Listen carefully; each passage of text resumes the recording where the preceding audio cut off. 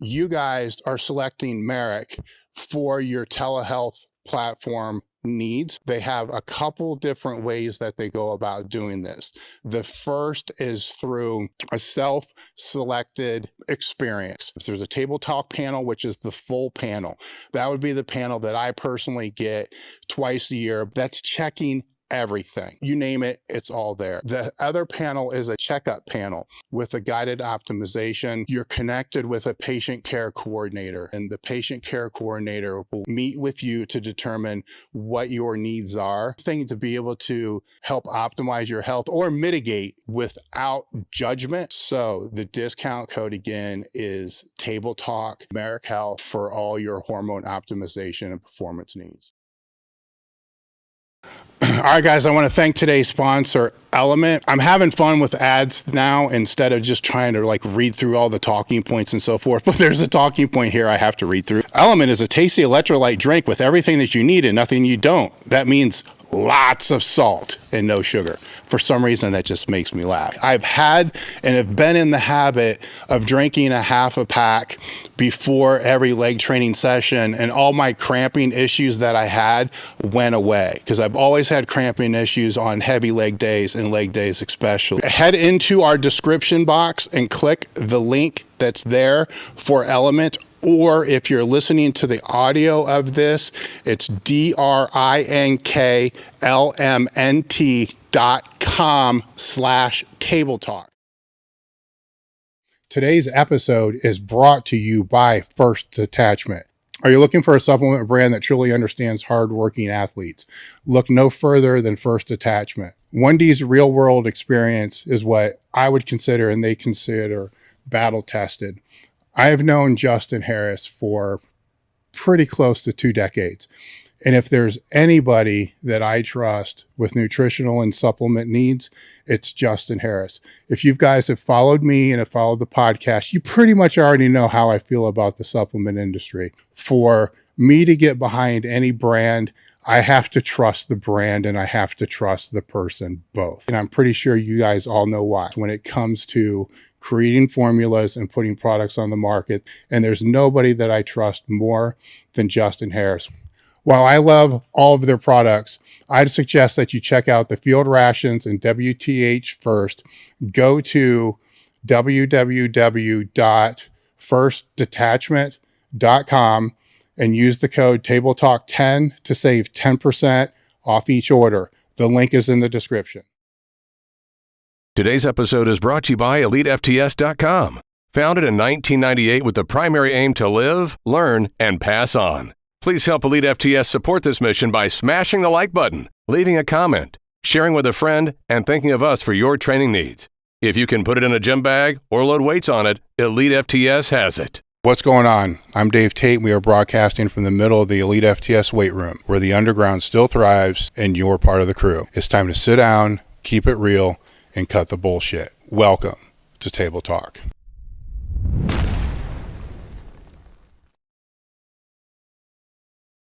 All right, what's up, guys? We're back with another episode of Table Talk. Today, my guest is Anthony Hobaica. All right. That's Hobaica. awesome. All right. That's right. This is kind of like a running joke here, because I always do this, and I'll ask the person, I'll make sure it's correct, and then I'll screw it up when I go to actually do this. No, that was very good. Perfect. When I'm going through Anthony's stats here real quick, the most important things I think to kind of point out is he's been in the sport for 2 decades. So his first meet's not on open powerlifting because it was a bench meet, a high school bench meet. So we'll talk a little bit about that. Some of the other points I want to make out throughout this whole thing is he was a collegiate athlete, a 3-year letterman, and it was Hobart College, right, as a running back. So he's got that background there. So there's also an athletic background that was built before you went there, which will be interesting to talk about. Sure. Have competed raw, sleeves, and multi-ply. World records, I believe, in all 3 of those disciplines. Have competed in some of the biggest meets. These I wrote down because I didn't want to forget. Raw Unity, Showdown, the Arnold, 3 times you were a winner there at the Arnold XPC, the Kern, Boss of Bosses, and the WPO. Yes, So when you look at the number of big meets, regardless of the discipline in the sport, I can't think of one that you weren't in that lasted more than 1 year. You see what I'm saying? There might have been a couple, Just but a couple, yeah. I can say like the American Pro, which Micah just did last year. That's been 1 year. It's going to happen again, but say that would be a big one. But potentially you might have your eyes set on that sometimes later in the future. But right now it's 100% on to the WPO. That's the goal right now. Yeah. But I think it's weird because when I was going through stuff, kind of studying up on who you are, what your background is, I don't want to curse yet in the podcast. I want to wait till it's a little bit later so we don't get demonetized. But there's like this weird misconception that you're all multi-ply and your background's all dude, it's like the last 2 years, the last 3 years. So that's yes and no. Mm-hmm. I came up in the sport around all multi-ply lifters. Mm-hmm. Where I come from back in upstate New York, Dave Kingwater, Rita West, Joe Cheklowski, best 165 bencher ever. Jim Kiltz was the first to go over 700 in a single ply. There were huge, gear lifting was a huge presence where I come from. So I was like the little raw guy clinging to try to learn. I just wanted to lift heavy weights. Yeah. I was skinny Anthony my whole life. I was 14. I was 99 pounds going into high school. I just wanted to go to the gym. My father made me do push-ups and sit-ups literally till I was blue in the face because I didn't hit puberty. So I got my first shot to go into a gym, and I saw the biggest guy in there. So I literally found the rack right next to him. Whatever he was doing, I was trying to do. I had no idea what I had no idea what I was doing. But that's not how it started. So really, the raw translated for me to being a better football player, more aggressive, stronger, being able to use my hands. I was a running back. So being able to block a guy that was your size, 300 pounds coming off the edge, and I was a 5'5", at that point, 150-pound player. Can't just take their legs out every time. I have to be able to actually, put some weight into them. So I had to learn how to squat. I had to learn how to use my hands. I had to learn how to leverage. And to me, that was 100% translation to the football field. Yeah. So, and then I just got addicted to the weights after. So a couple other athletes I want to put out there first, just as part of the introduction, so people get a better grasp of your talent, your skill, and what you actually do. Is you don't work in the industry. You have a gym, but your main job is construction sales manager with what was it, 60 people? I think you had on there that you manage. 66 under my umbrella. So that gives you a different perspective on the sport, which I think is important to kind of note up front. The other part is that you've totaled over 10 times body weight. In 2 classes and squat for the lightest person never squat over 1,000. And this, if I read this right, because I had to read it a couple times, you totaled 10 times body weight in less than 60 seconds. So that was in the animal cage. The 2018 animal cage, yes, sir. Yeah, walk me through that real quick.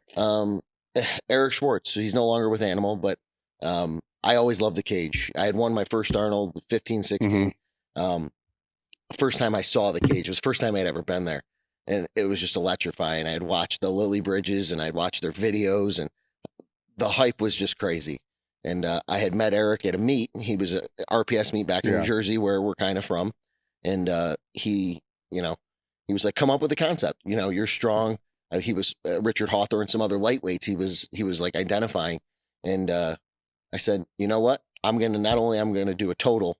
Because I was opening at that point in 81. I was opening last few meets 10 times my body weight. I was like, what if I warm them all up and then I run it back in 60 seconds? So I put a squat number on I weighed in. Eric had a scale, put my weight up there, blah, blah, blah. I was like 184 because I lived right around my weight class at that point.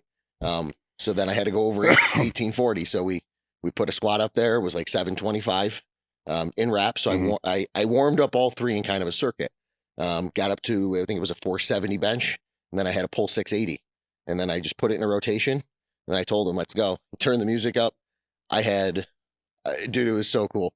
The cage, I felt like it was just an endless row I couldn't see anything. But let me just tell you something. There was no way I was missing a weight in that moment. It was one of those experiences I'll never forget.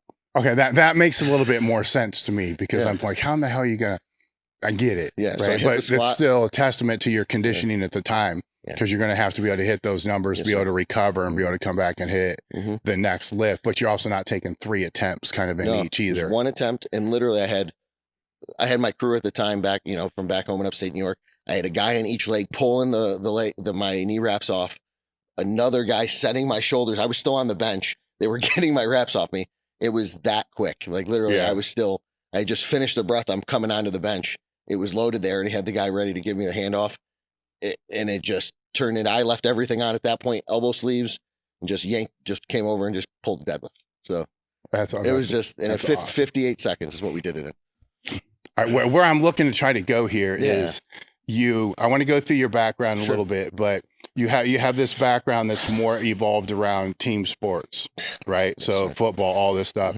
Then you have a passion for strength, so it leads into the strength. Even your profession now is basically team sports because you got to lead this team. And you're in a sport that's very individual based. So you deal with different demographics throughout different genres of the powerlifting, but there's a lot of crossover with this, which we'll talk about. And so it is a completely different world from a world that you were in.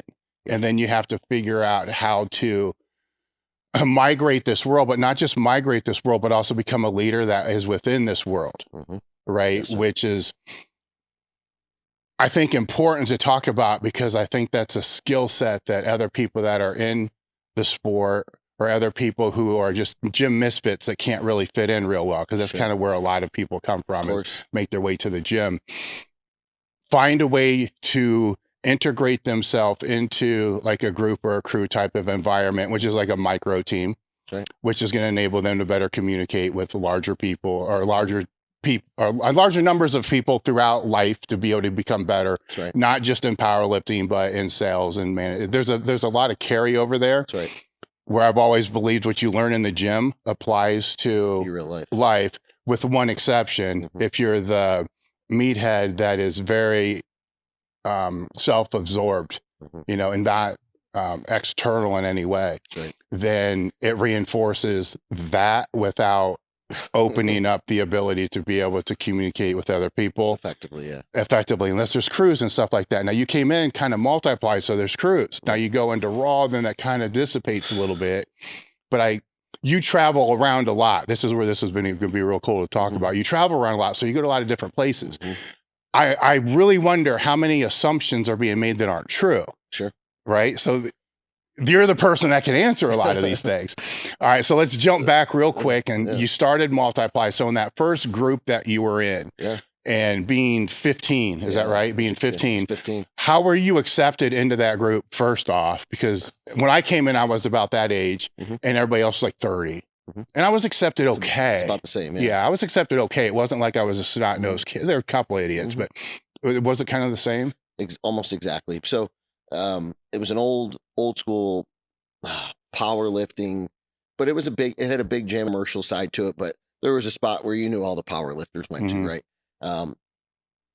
Honestly, I kind of overheard him, a couple of the guys, like there's always an alpha spot rack hierarchy. There's always a guy. I heard him say, well, the bar, the bar moves at 10, whatever it was. Got there about 9:30, made sure I was all dressed, ready to go.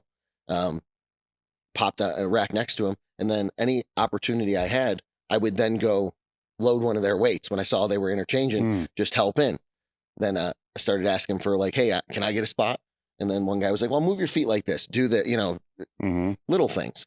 And then one day they were like, hey, get in here. They were a guy short and they needed it in the rotation. And that was kind of I'll never forget that guy. He would scream and yell. He had this real strong attitude, but he was the guy and everybody knew exactly who he was in the gym, but it was passion. It wasn't like an angry scream. He had a goal in mind and there were things he wanted to do. And I just wanted to emulate that, maybe not in the exact same way, but I knew that there was a level of concentration, a level of like desperateness for whatever that goal was. That's what he wanted to achieve. I don't care what it was, a 500-pound bench at the time, that's what he was going to do. And I couldn't gravitate fast enough to something like that. It didn't matter what my goal was, probably 300 pounds at the time. That's what I wanted. I wanted to be around that. It was like suffocating. It's interesting because it's when I was in high school, and then from high school I moved to college. So you find yourself in different gyms, and you always had to find, I say earn your way. You always had to find a way to like earn your way into whatever the group was. Even if you were stronger, right? You had to figure out for me, it's like I had to be asked to but there were shortcuts like you're talking about, like, hey, do you guys need some help loading? Do you need a spot? You know, being in the gym at the same time that they were there and just making sure you're training hard, you're not being an idiot. And then over a period of time, that natural integration would happen. And what I see or hear, this is where some of these false assumptions can come up today, is that a lot of people will walk in the gym and just assume that they can be in the group. And then all of a sudden there's like, dude, man, it don't work like that. But sometimes it does, because there's not enough people to spot. I've been a culprit in my little gym. I'm moving west. I'm not saying the East Coast, Central, where we are right here. Yeah. We got some cool teams here, and they still, even if they've evolved and changed, the culture is still more prevalent here. Where I am, the West Coast was very walk out, wear your lifters. I can lift by myself with a set of headphones. So I've been trying to bring a culture, and that's what I kind of focus in my gym. When it first started, and those people have obviously exited, but I've had to have a few come into the gym simply because the lack of numbers, I gave them the world. The shit I had to go earn. Like, I really had to go, the alpha dog. I've given way more than the alpha dog I had. The alpha dog I had would have thrown, if you were 10 minutes late and you were in the group now, either one, don't show up, or two, you're on the other rack.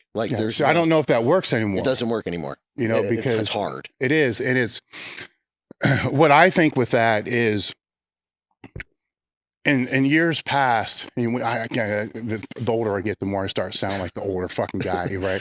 But the years past, it used to, you would, even if you weren't in the group, you still saw that. Even if it was bodybuilders, like these 2-3 guys trained together. These two guys trained. Everybody kind of like had a training partner that was for accountability, or a friend, or whatever it was. Yeah.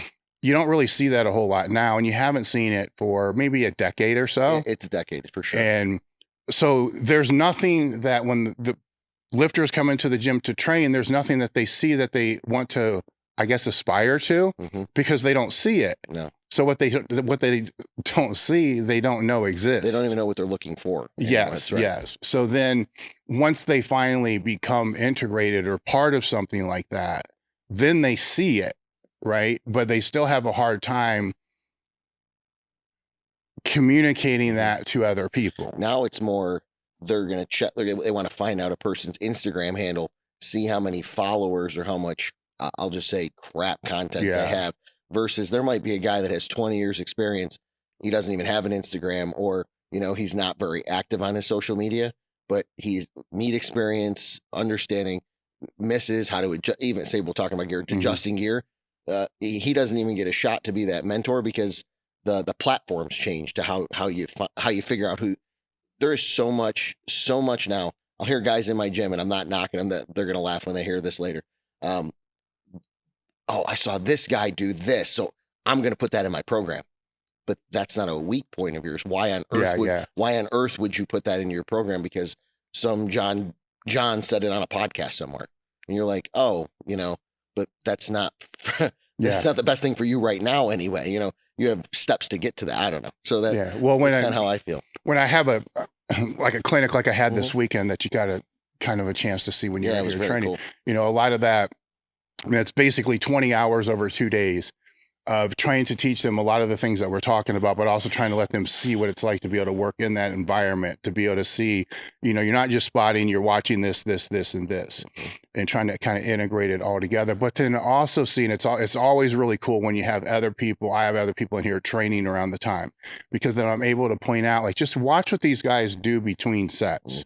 It's not all, because what Instagram will show you, it won't even, if it's raw and walked out, you don't see the walkout. No, you just see the start of the squat. There, to get there, that's a big fucking part of it, right? Deal, man. So then they get to what you were talking about. They just see that one thing or that one exercise, but they don't see what mental state this person was in when they did that movement. That's right. It may be a 6 because it's a good morning or something that's not a major. Right. It may be a 10. There's so many things to learn from being around other lifters that have nothing to do with lifting. And you'll never be able to see that on social media. You said that perfectly. That's absolutely correct. Yeah. Rest periods, discussions, talks, like, just basic fucking communication for that matter. It's like, there's people out here that you were acquaintances with, but yet you're all helping each other to be able to get better. Absolutely. From different disciplines and stuff like that, which is really cool to see, but it's even more cool on my end when I have a clinic going on because they see that. Yeah. Then when I start saying things like, every now and again, it may not be a bad idea to travel a couple hours to go squat with some people that really know what's up, because you get a chance to learn all those things. Yeah, absolutely. With moving through your path, so you have that. Now you run into this weird thing to where with football, did you have the sports too, or was it just football? Was it football, wrestling? I was football and track. Okay, it's football and track. So football probably more so than the track.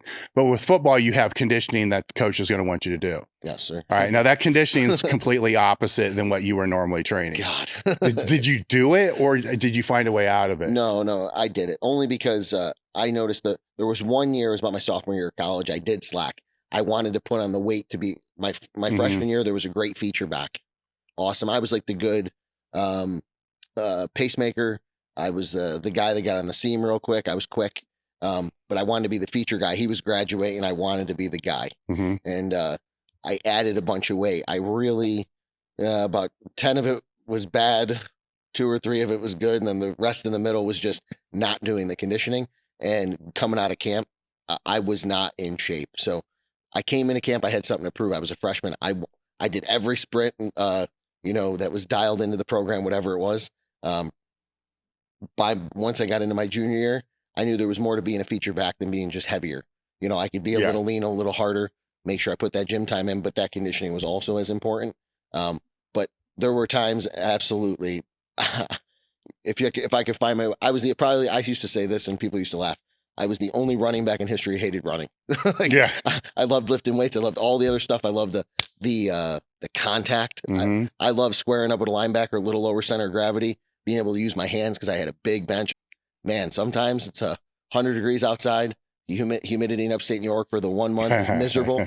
I had, you want to go run 32 gassers? Oh, hell no. Hell no. No. So I would say I got better towards the end of my career. And that comes to that leadership part. There were guys coming up behind me now. I had to show them the way, and good point. Through my mistakes. Yeah. And I had 1 year, I came through, I had a decent sophomore year, but really it was my junior year was really where everything turned on. Not even just physically. I had most of that stuff. It was the mental capacity. I took a step. All right. So when you were playing, the powerlifting took a big backseat. Yeah, it had to, even though I was still a love. I did like one meet, in college. I tried to do it in the spring when spring ball was going on. It was just too counterproductive to still making practice effective, doing the right stuff. So I made sure I didn't do that again until I finished. Well, I think the important thing that you said there, because there's other lifters that have gone through that same journey, but then they'll do their conditioning for football, but then they'll go off to a gym someplace else and do the powerlifting. Yeah.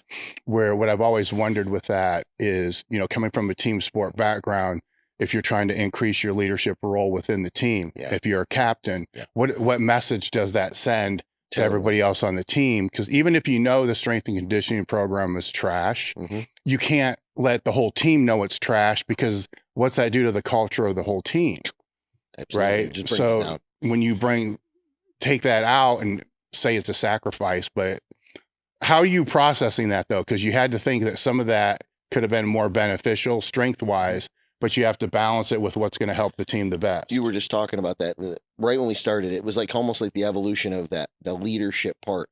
I was always pretty talented. I was a little smaller, so I always had great coordinate. Whatever ball or racket or bat I took, because I played a lot of sports as a kid. I was always gravitated to being really good. But I was a pretty selfish young athlete. I mean, there was no question. You ask anybody in my past, it was hard. You score 40 touchdowns in youth football or high school. You were the first 4,000-yard rusher in your city. It gets to your head, bro. I mean, I don't care who you are. But it was almost, I had a few coaches. There was this offensive coordinator, Kevin DeWall. He always challenged me with the kind of man I wanted to be. Do you want to leave here just being an all-conference and all-American, or do you want to be an academic all-American? What do you want to do with your life? How do you want to, there's not many 5'5" running backs that go make the league. What's the steps you're going to take to ensure that you make the league in your life? That kind of correlation. And, like I told you, I got there my freshman year. I was one of only 2 freshmen that actually made the roster. We were a very good small school program. 2 losses the year before, I think 2 the year before that. they were used to winning the conference title every year. There was an expectation. And that sophomore year was the only year we didn't win it. We had a few young guys filling holes, and we didn't muster up. I wasn't going to let that happen on my watch ever again. And I had a crew of other leaders, a couple of other guys, captains with. We made sure that the expectation was met. Yeah. And no matter what, if it was 5 a.m. you had to show up, you're on the field at 4:50. We're ready to go. It was just a mentality that we, like you were talking about, we had to share, but we had to deliver because there were people watching now. And I finally figured out the kind of, that's a process, right? But the kind of man I wanted to be, the kind of way I wanted to lead, the way I wanted to attack my life. It's not good just to show up to class, but go earn those grades, because that's probably going to equate to X job, or, the way you are in a relationship in your life, the way that you treat other people, the way that we try to develop lifters now that come up past us, because we only have a few more years where you can compete at the level that I am right now. But what are you giving back to the sport to ensure when I'm in your chair or somebody else's chair down the road, it's still marching progress? To me, there's still another beast that's being stifled, right? So now when you're done playing, and then you go into powerlifting, now all of a sudden it is an individual sport. For this sake of this conversation here, it's an individual sport. It's not, right? Because you have people around you that help you, right? So there's always that. Absolutely. But for what we're talking about right now, mentally in your brain, it's an individual sport.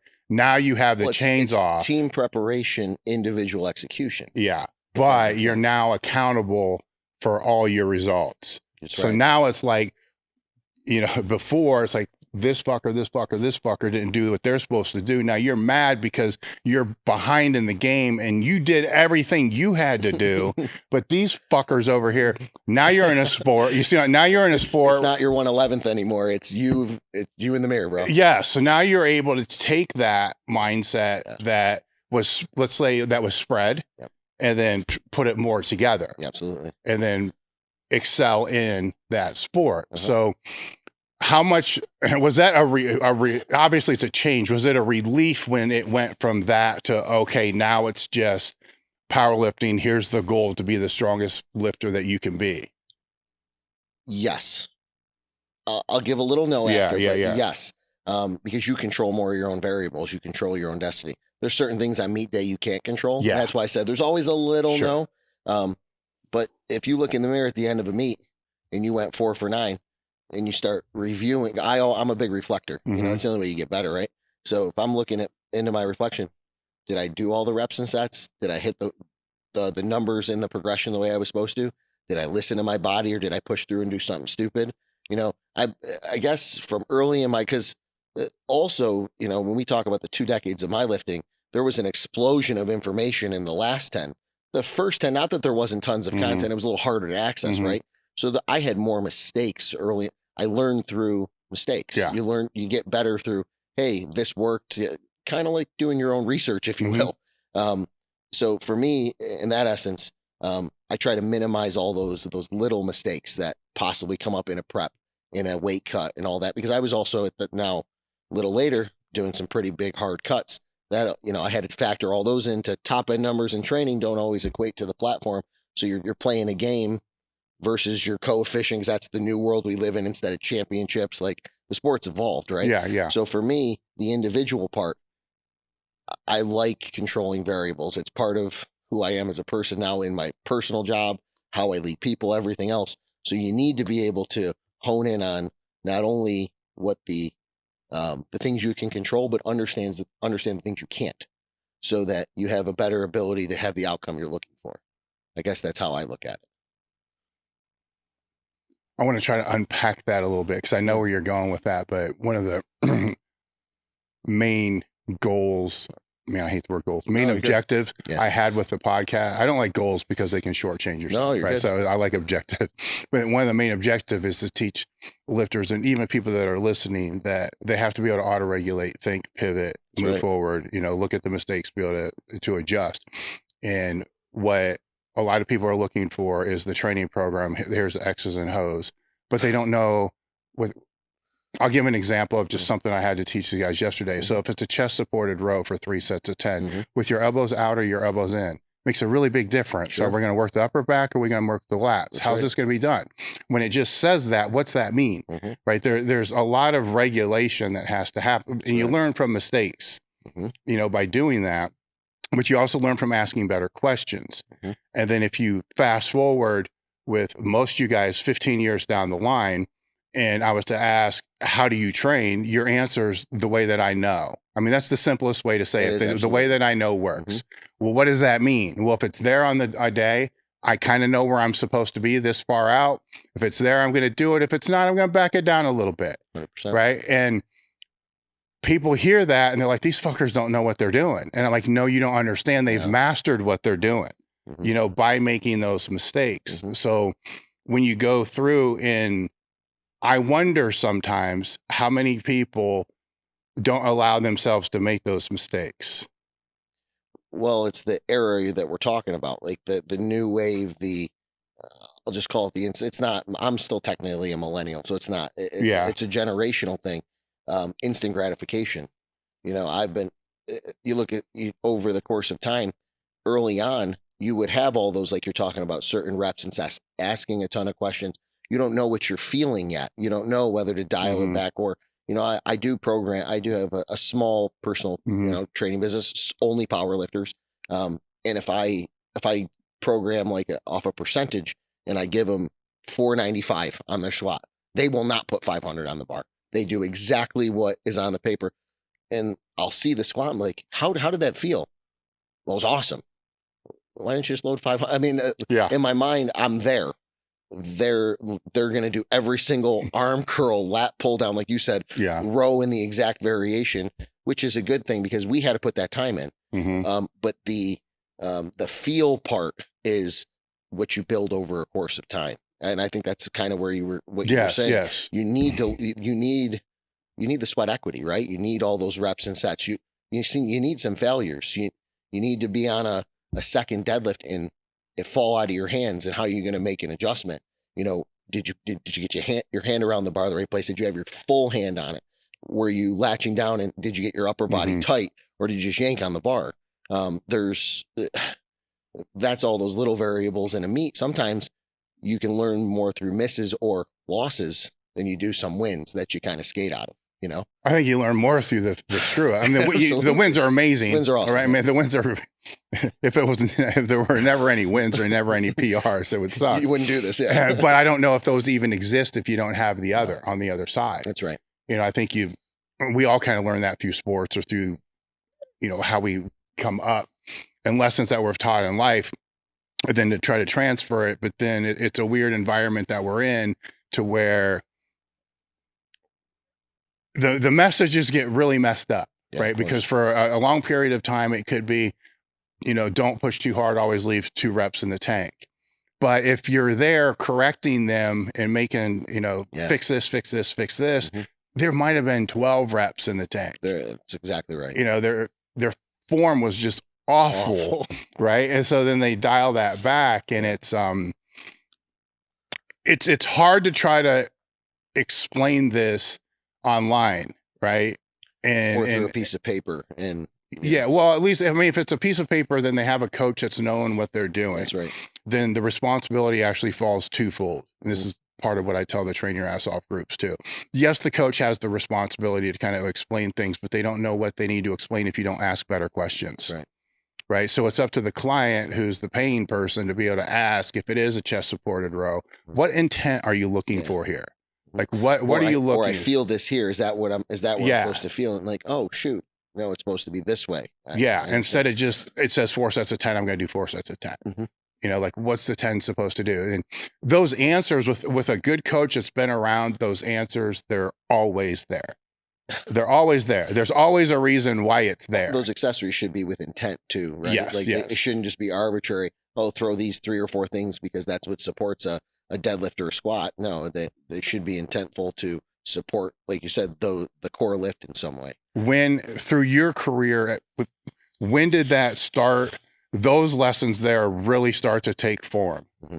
I mean, where you it really made, where you knew before, but it gets to a point where you're like, this shit is really important. where before you kind of know it's important, but you're just making gains and you're getting strong and it's all good. Yeah. Then there's a point. Where was that point? Rita West Hercules Gym, 2017. Remember exactly who I was with. I had won I took my first all-time world record in sleeves, still riding a couple years out of college football, very athletic. Even the technique wasn't that great yet. I was just really strong, really healthy, never faced an injury. Again, Utica to Syracuse, where I'm from, I had to drive about an hour to Rita's gym. Like you were talking about, every once in a while I'll start traveling. Well, then that turned into, I'll get down that road later, 3 hours for a squat workout. Then I fly 2 time zones once a month to be in the right group of people that had the right eyes on me, all that stuff. But I started twice a week. I would go out to Hercules to be under her tutelage. Not only did she teach me my squat exploded. She taught me how to squat correctly. But really it was the intent behind every accessory, and how we support certain muscle groups, how you grow those things, and how you activate them to actually benefit the core lift. And it was no doubt in that 2.5 years I got to train with her and her crew there.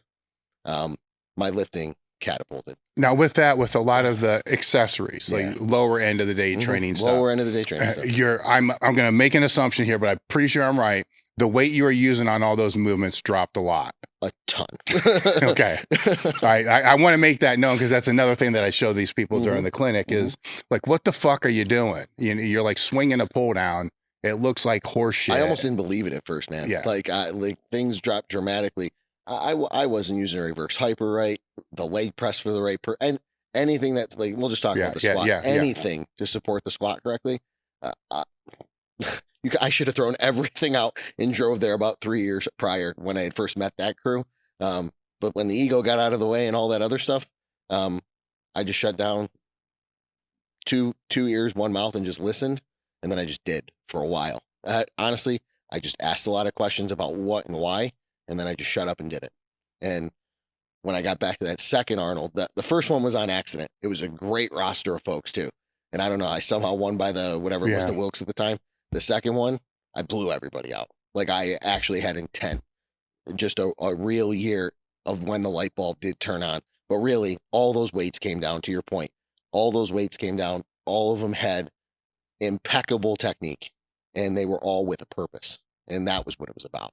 I'm so happy you said that. I am, because it's even like with the leg press, for example.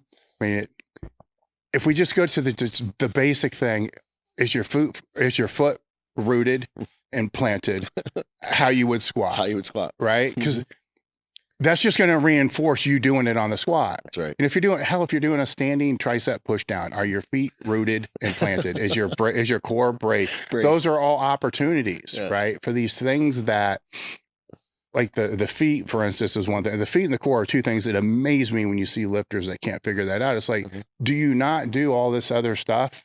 Because your feet, it's there. It starts there with every single thing you do. But it always, there's a time. That's why I asked, like, where was that time to where that clicked? Because it's also a big ego check too, because now your leg press goes from 1,200 pounds to 600 pounds, but your quads are lit the fuck up. Your hips are lit up. Can't even walk out of the gym when you're done. Yeah. And your joints are, perhaps, I don't know a definitive answer, taking less pounding. I'm going to assume it's taking less pounding. But yeah, I mean, we were pushing the squat harder, but I would say also your joints and stuff were catching up too, because they were taking less pounding. What I mean is they had a chance to get stronger, your connective tissue, all that kind of stuff. Your tendons you weren't just trying to grow a squat and then keep beating on it with, like you said, 1,000-pound leg press that's a 1/4 inch and wrecking your knees and all that kind of stuff. You're actually allowing the body to fully develop. It's all that muscular development that 15 years later, like when you talk about how we train on feel now, it actually can happen. Like it's because of those reps and sets. Now here's the question that's not really answerable, but I'll let you take a shot at it. What if you trained that way when you were 15?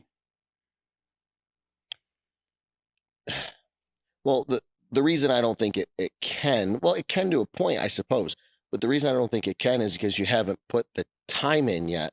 So you don't have the amount of reps and sets or the movement patterns to a mastery level of some sort.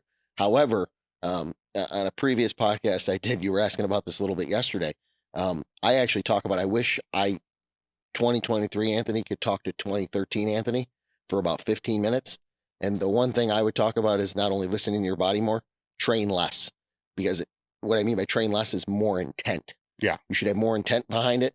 And a few of those sets that seemed correct at the time, that the form has been completely let go out the window and all that stuff because you're not thinking about your body, the movement patterns and all that. I wish I just didn't do a few of those. I would have saved myself a couple injuries. I would have saved myself some bad technique. I had a break. And I think I would have focused on some different things. So I think under the right eyes, it can be done. That's why I said I actually do think you could actually train on feel within a scope or a parameter, but it would have to be around if we still had this overall, the right crew, the right eyes, the right environment, I think is the word. Yeah, I agree. It's when I think back on it, I think yes, but I also think the 15-year-old who's just getting into this isn't going to do it. Doesn't matter. You're right. Right. So it's to force them to do it may force them to stop training altogether. Right. So they have so much latitude and room that they can fuck up. Right. Their guide rails are really wide. Really wide. You know, your guide rail, as you get older, your guide rails narrow. You put the bumpers in. Yeah. As you get stronger, they narrow even more. So you have this very fine lane you can work in. And I think that's where a lot of top lifters screw up though, too, is they don't, when those guide rails are supposed to narrow in more, they don't narrow them in enough. And then they start falling off ledges of things they shouldn't fall off of. Sure. So they should know better, because at a certain point in time, say it's multi-ply, what's a double going to do that a better single wouldn't have done better? 100%. You know, so, and that's becomes a weird game, because if we said, hey, how do you train now? And the last 10 weeks of your training are all singles, people are going to think something completely fucking different than what it really is. That's right. And where it's about, well, I guess we can talk about it without actually laying it out. It's about optimal reps, right? So how would you define optimal reps at the level that you're training right now? Well, optimal rep, I mean, if say we're just talking the squat. Yeah, the squat. It's about a progression, right? What you just said is something I actually do. I lay out a kind of a map. Say I'm the WPO prep, 12 weeks out to 2 weeks out with my whatever it is. I have kind of they're only single goals in a wave. That's how, we train. But I have like landmarks. Like you said, sometimes you don't feel as good. You get in, stay healthy, get out. But for me, optimal is what you kind of saw me doing a little bit this weekend. Is, am I hitting the suit correct? Because I do go back and forth raw to gear. Am I actually in the correct position? How does the pick look and feel? Am I building the stabilizer? So the rep scheme, when I used to do some linear in my life, I've done some linear, some forms of conjugate, because that could get really thrown out there now. But for me, it's like the optimal means to me the roadmaps, and it's like as close to, nobody's perfect, but as close to perfect in check marks, because throughout the entire range, some have a reverse band, some have some language of a chain, a band, whatever it is, but whatever the roadmap is, was it clean? Like, am I getting to cleaner with each wave as we come closer to the meet? Yeah. To me, that's optimal. I hate continuing to use the same word, but that intent. Am I getting closer to the purpose and the goal? Am I getting, like, is each one cleaning up as it progresses with weight? Are they still looking the same? Does 880 look like 1050? Because when 1050 looks like 880, I'm doing something right. If that makes sense. No, it makes complete sense to me. Yeah. Where you're looking at, so if you're filming it or you have other people, because you're traveling for other people too. Sure. If you're filming, you have other people looking at it, you have people looking at it with a critical eye that are not looking for high fives and shit like that. They're looking for things like, what is fucked up here? And then I came up to you with three things. Like, here's the three things. Like, but I don't know what your fucked up is. So I have to say, here's three things that I see.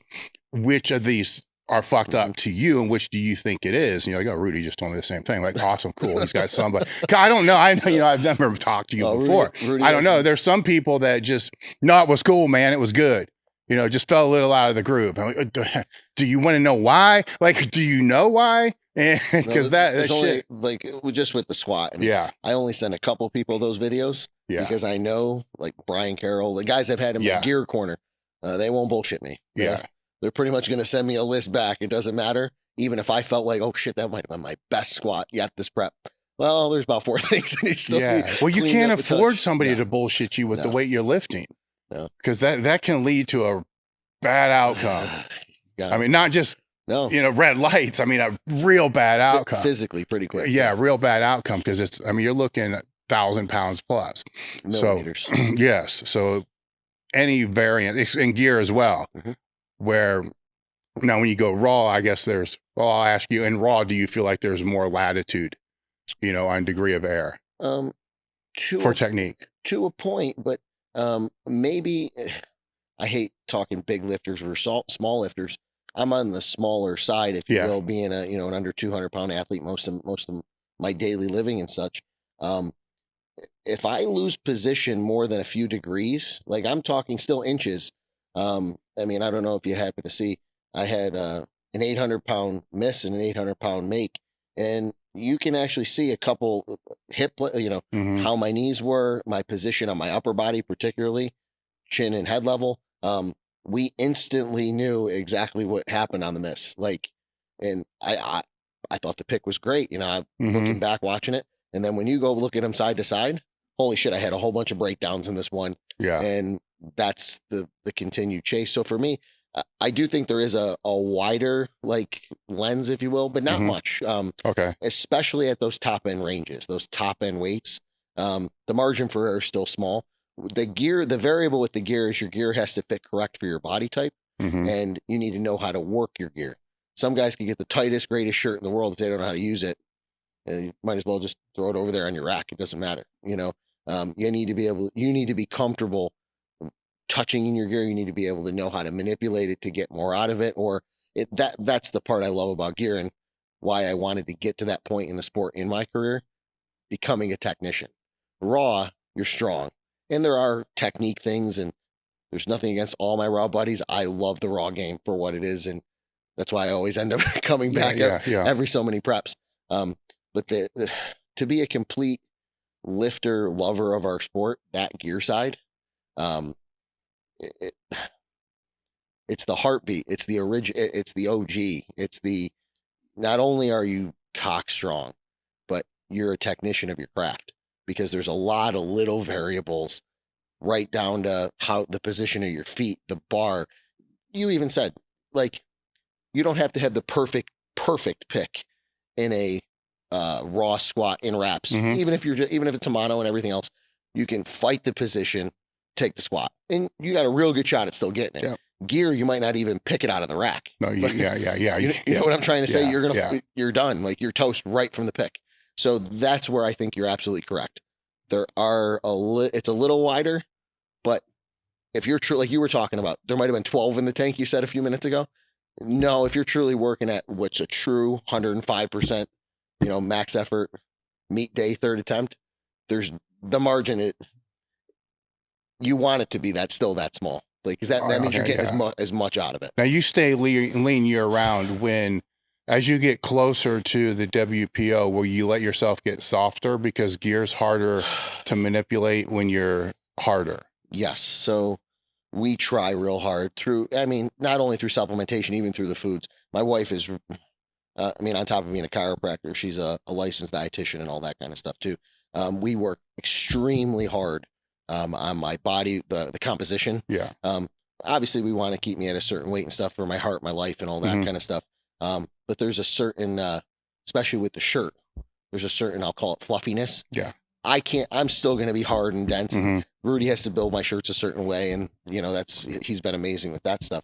But I do need to be a touch softer than my raw body, or else the margin for error is at that point so small. After a huge squat, sometimes the bench doesn't go that well if I'm just a little too hard. So it gives a little more compression. Just a little more. Right. When it's something has to compress. Something has to right. compress. So I think some leaner lifters will make a mistake because their gear they go with stiffer material than what they probably should go with, because the material needs to have more give too.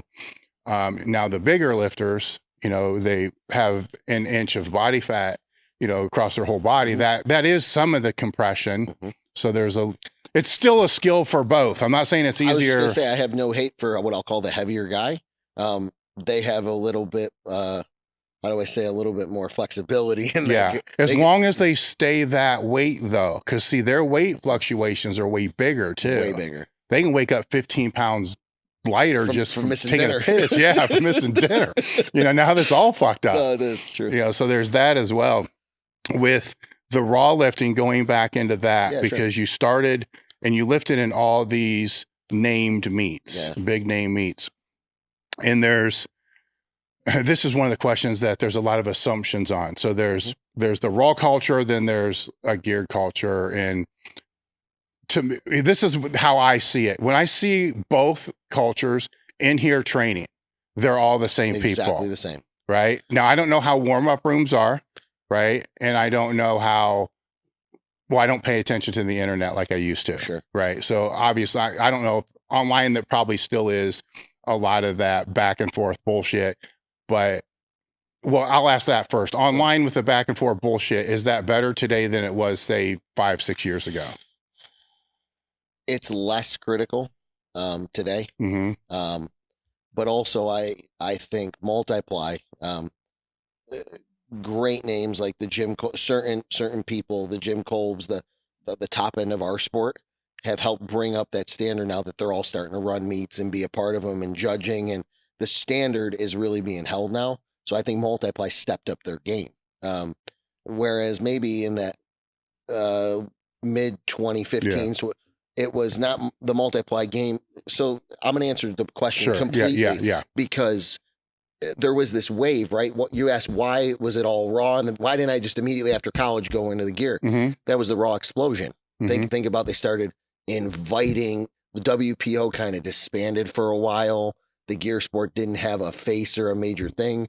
The raw unity came out where they gave a definition, sleeves to a walkout, wraps to a mono. It was kind of the Dan Green wave. Everybody, it was just the bar, everything kind of got better really quick. And it seemed to be catered to the raw guys. So if you, again, just being a competitor, this is you too. Yeah. I just want to be on the best platform. So I'll lift to that definition. If that means I have 8 weeks to learn a walkout again and I get to squat against you, well, I'm going to walk out for 8 weeks. If it means we're going to tie on some knee reps, just give me an ample amount of time and I'll go into that definition, whatever it is. That's just my competitive nature. So to answer the question, raw warm-up rooms are different than geared ones. I'm not, men and women too. Geared ones are still super helpful.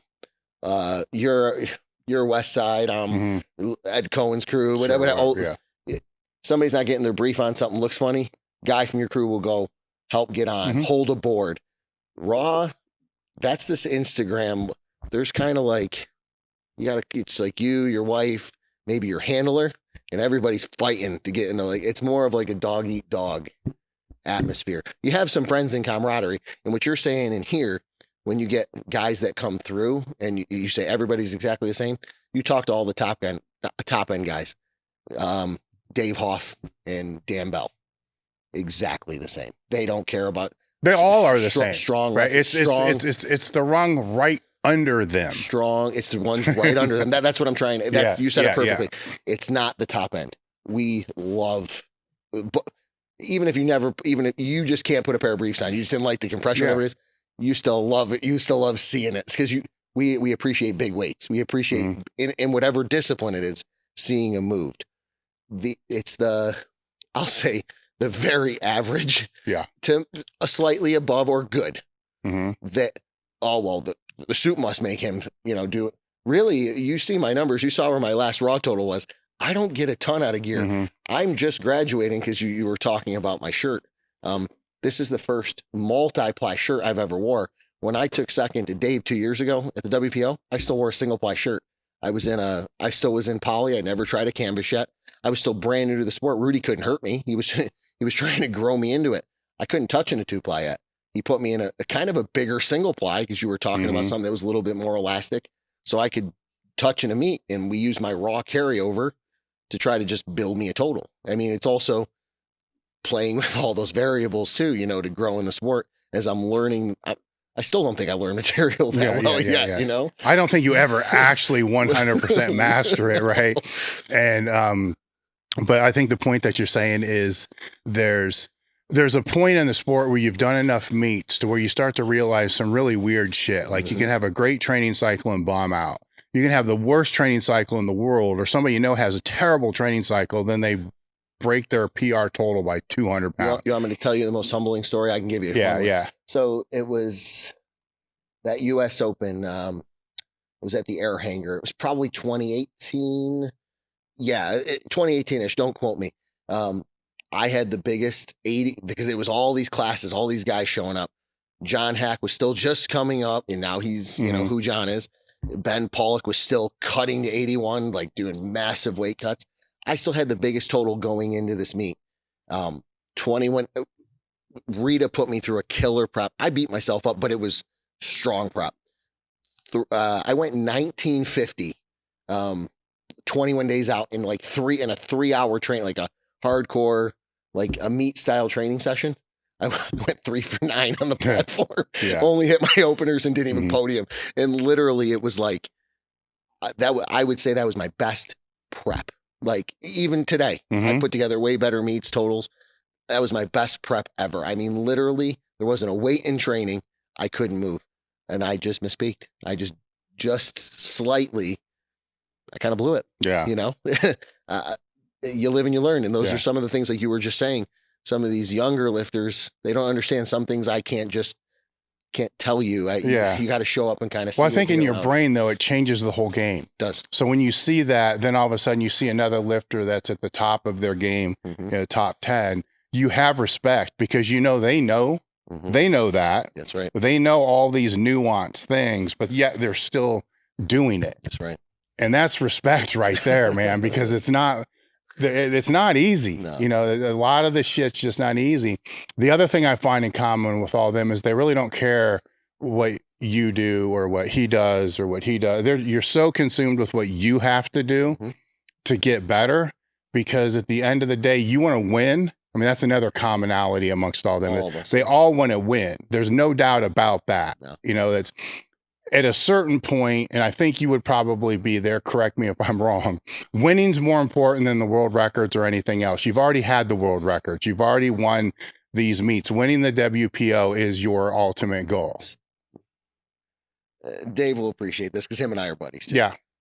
There's one term to this prep: beat off. That's all that matters.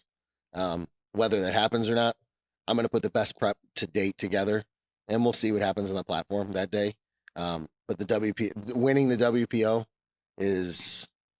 that's just the bar. Well, that's what if you get honest though with those people that I'm talking about at the top, if they're honest, like you're being honest right now, if they're being honest, that's what it is. Would I love another squat world record? Cool. Yeah. I don't mean it. Yeah. I'm lucky enough to have borrowed a few records along the way. That's fantastic. There's only so many people I can say they've won the WPO, past, present, and hopefully the future, as long as it keeps going. It's a big deal, Dave. Winning's a big, I don't care. I understand we've gotten away from big nationals and kind of how the sport used to be. Winning's winning, bro. That's what it's supposed to be about. That's how I feel anyway. Well, no, it's not just, that's my point. It's not just you when you're talking about those guys that are in the top, that very, very, very top layer. Yeah. That doesn't mean you don't like all these other people and you don't want them to do, you want them to do the best they can do because you don't want to beat them on their bad day. I don't want to beat anybody. You want to beat them on their best day. Yep. And that winning mindset's what's there. Then that's also I think it's a good thing for you to have, because that is your check. When that goes away, you're done. Right. So a lot of people, I think if they don't get to that point, they have a really hard time trying to figure out when to be done. It's 100%. Because I know, like you looked at my list of meets and how many I've done. That's cool. I still have goals in the sport. I know I'm not done.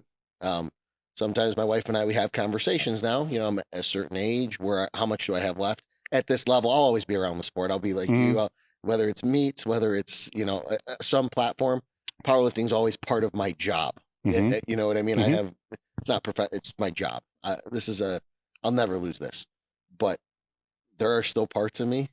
None of that has gone away yet. And I'll know when it's my time. Like you said, there's a box that will be checked. Okay. We're there. We're not there yet. Yeah. I know exactly what you're talking about. It's a beast I'm still feeding. And I know a lot of my peers would feel the same way for sure. So with you being there, this now becomes another conversation. You're good. A good conversation. With you being there, there's a lot of people that will fake being where you are, like fake it until they make it. There's those people. There's other people who are there. They are there, but yet they're letting too many things distract them from actually doing what they're supposed to do. Yeah. So for the advice for the people that are the faking it before they make it, what advice would you have for them? They're almost there, but they're not there. Well, you got to take a look at your whole product, right? You got to look in the mirror. Are you putting in that still? Because whether you're completely on field, whether you still follow up or whatever it is you're programming, I don't care. Like you said, everybody has their own style. Are you putting in the work? Are you bringing your lunch pal every day? Are you doing those little things still? You saw I added a person to my corner, Trevor. There's still things I have to get better at. If I'm still a football guy, I'll talk about Tom Brady all day. If Tom Brady wasn't constantly evolving his throwing motion, his tenacity, his will, Tom Brady would have been done at 36. He had already won 5-6 rings at that point, whatever it was. After his 6 with the Patriots, he would have just walked away. There was still something inside, another box he had to check. For those guys, the fakers, who are you lying to other than yourself? You know, you got to take a look in the mirror. You got to look at your process. You have to look at your corner. Are they the hype men, or is there some critical people? Are they actually making you better?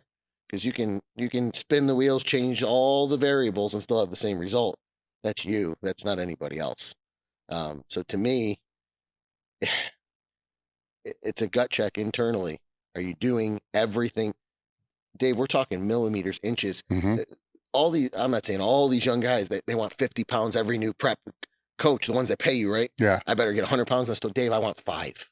No, I know that. You know what I'm saying? Yeah, like, yeah. That it's, are you doing to those guys who are there that are running if not, man, maybe you aren't there anymore. Maybe it is time, walk away with the sport, knowing what you gave it, and then give back to it in another way. It's not, you don't have to kill yourself on the platform. Again, if you're only putting 80%, because you're still, right, there's a level of sacrifice we're making with our body. There's that we know we're probably going to fight with or struggle with in our next 10, 15 years. You got to take care of that vessel because you only get one of them, right? So why are you only putting 80%? Why not take 1 or 2 preps with intent, look at the entire thing, allow yourself to control more of those variables that maybe you're not, and then allow the execution to follow.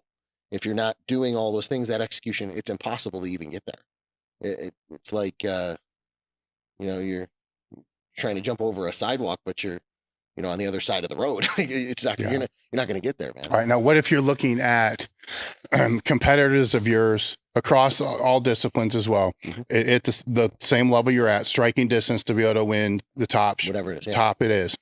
And when you're speaking to them, or you see things that they post, or you see things that they are putting out there, where are they falling short?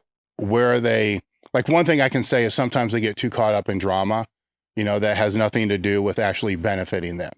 Are there other things outside of that you see they're falling short on that they could eliminate? Because that's really more, they don't need to add more in at that point. Sure. You don't need to add more shit in. You've got it all covered. You got a team, you got all this other stuff. What do they need to eliminate and focus on to be able to bring their best? Well, I think you were kind of hitting on it first. Like, I had a friend just talking about PEDs. Hey, I've never heard. I mean, are you doing it for? He was asking me, hey, I've never tried this on meet day. Would you do something like this? Or I said, well, I do something like that. Whatever. Here's how I do it. This is my personal experience. But should I add it in? bro, look at this outcome, the risk versus reward. For example, are you just adding it in because it's cool and everybody else says that they do it? Or do you really see it's going to benefit your overall output or your overall performance? The same thing when you're talking about like these huge social media presences, or these guys, some of these guys, Dave, they have it fortunate, right? They're,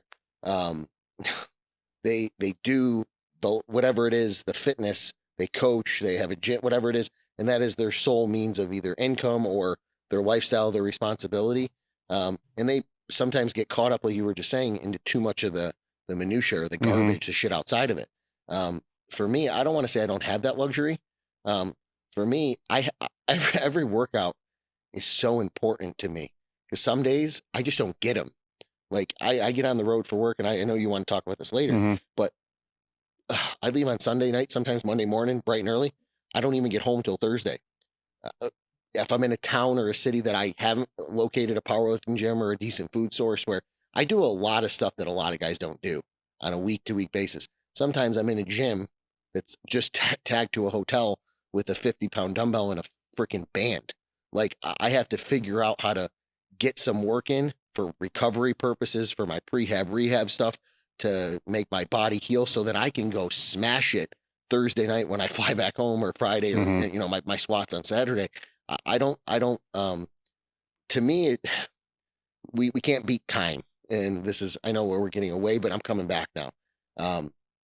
Time is real precious now at this point. What you're talking about, you're at the top, you're closing in, like, you can't get it back. So, if you're getting caught up in the bullshit, that drama you're talking about, whether it's the lack thereof, or the crew you're with, or the hype men around you, you're not doing it. You're not in it for the right reason. You have to control every one of those little things, because every workout, even if it is just those low end of the day accessories, you don't get them back.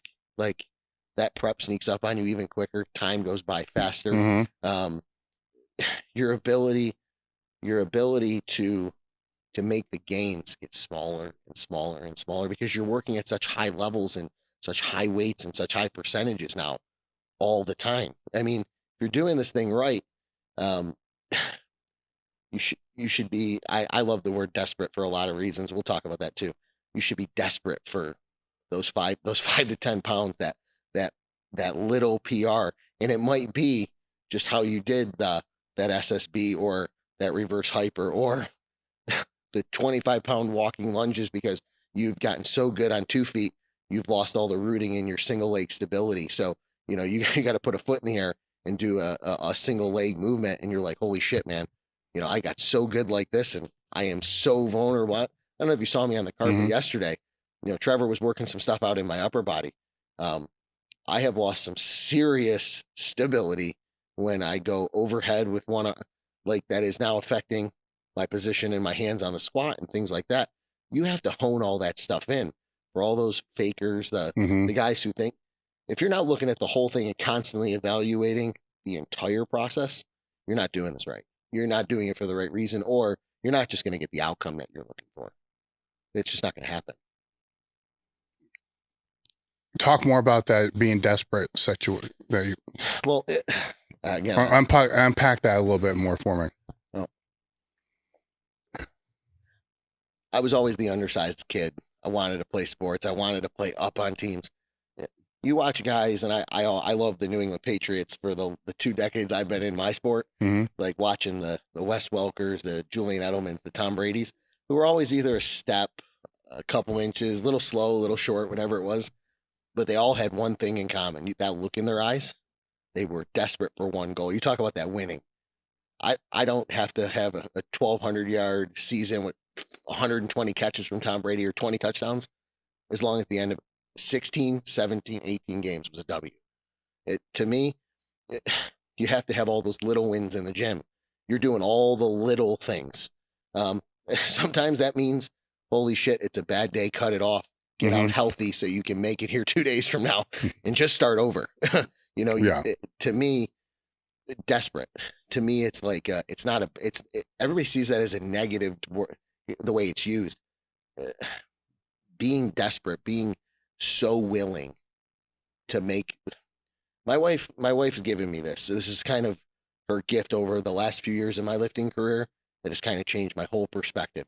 I only get so much time there. I wasted a lot of time, doing the same things, getting the same outcomes. Some meets in the middle, I underperformed, or I wasn't willing to unpack the full, the full thing. How desperate was I? How willing was I to go after, to do all those little things? You were just talking about it. When I go on the road for work, am I willing to go find a gym? Am I willing to wake up at 4:30 in the morning when I have to be at the office at 6? Do I make sure I did all my prehab? Even I have no training today, but did I do all my mobility work? Like, are you honest with yourself? Do you do all the little things? Because I can make a lot of excuses, Dave. I have 4 days in a week. I'm away from the gym I built. I'm not around my crew. I'm not getting body work. I'm not doing it. Well, at the end of the day, I still want to compete against you, or I want to be on that platform like you talk about, those stages under those lights. Well, if you want to be there and truly come out the places I want to be, you eliminate all those excuses real quick, man. And I that's something I pride myself in, is no matter what, there's a solution. You just you create it. You can either be a problem solver, or you can be a part of the problem. Yeah. I'm always going to solve it. I'm going to figure it out. Sometimes I have to do it the hard way, but I'm going to be a part of the solution. And to me, that's what I mean by desperate. Like, does it mean that much? Are you that desperate? To me, I think it's really powerful when it's said that way. I think it's powerful in everything. It's powerful in business. It's power. You may not know the answer, but you need to know that the answer's out there. Yeah. Right. And if you know the answer's out there, you can find it. Absolutely. You just need to go fucking find it. Right. And then spend the time looking for it. Are you willing to put the extra hour in? Are you like with my guys, you talk about work. Are you willing to make 10 extra sales calls? If you just do one a day for 2 weeks, you make 10 extra calls. That might lead to one more customer. That might lead to one more $1 million customer 2 years down the road. You never know until you put that time in. But you made 10 calls that turn into 2 opportunities, which turns into 1. You just amplified your opportunity. I don't mean to go into my work. No, I get that. But on the flip side of that, you can have somebody that makes 10 excuses as to why they didn't make the one call. There you go. 100%. Which one's going to have more outcome? You just answered that yourself. That's right. So to me, that's the way I try to lead. That's the way I'm trying to develop the crew I've now tried to build in my gym, and the culture. Any gym, this is the coolest gym I've literally ever been in right here. It's nothing without, you were talking about what you saw this weekend, the work being done, the guys that show up, the sharing of knowledge, the working to get all that stuff. If not, it's just a really cool warehouse. You might as well just sell all this stuff like you do on the website. Yeah. It's no different. It's just a warehouse. So to me, that's what it's supposed to be about. That's what it's, where you're supposed to go with it. I don't know. How have you seen Raw change since you came into it? I won't get into too much of the politics part, but I do have some feelings on it.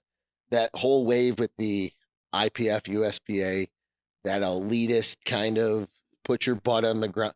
It's almost like the definition for raw and geared lifting has changed, right? Raw particularly, I feel like I don't care about standard of judging. I've competed everywhere. I've competed in the USAPL. You can see that in my history. It's all, I think the game has gotten away from the purity of what I think it was meant to be. I don't know if it was like trying to make a run at the Olympics but it became for a while sleeves versus, first of all, our community still, even if there's 100,000 raw lifters right now in the United States, it's not a lot, bro. Go look at soccer in Europe. Like, that's not a lot. You know what I'm saying? Like, we've all these, every offshoot little federation, all this kind of stuff. It has gotten to a point where, man, like you were talking about, see the commonality. Strong recognizes strong. Hard work recognizes hard work.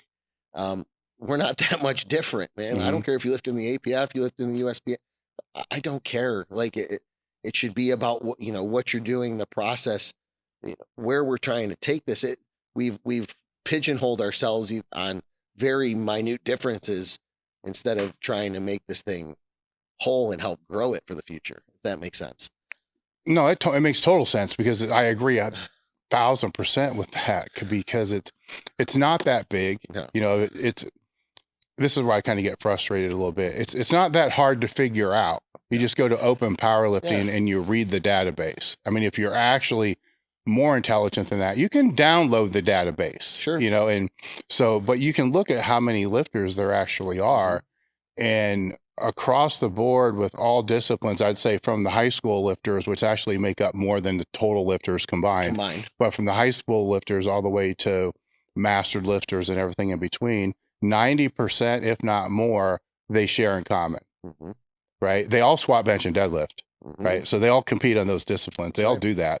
They all train in some type of manner to get ready for that.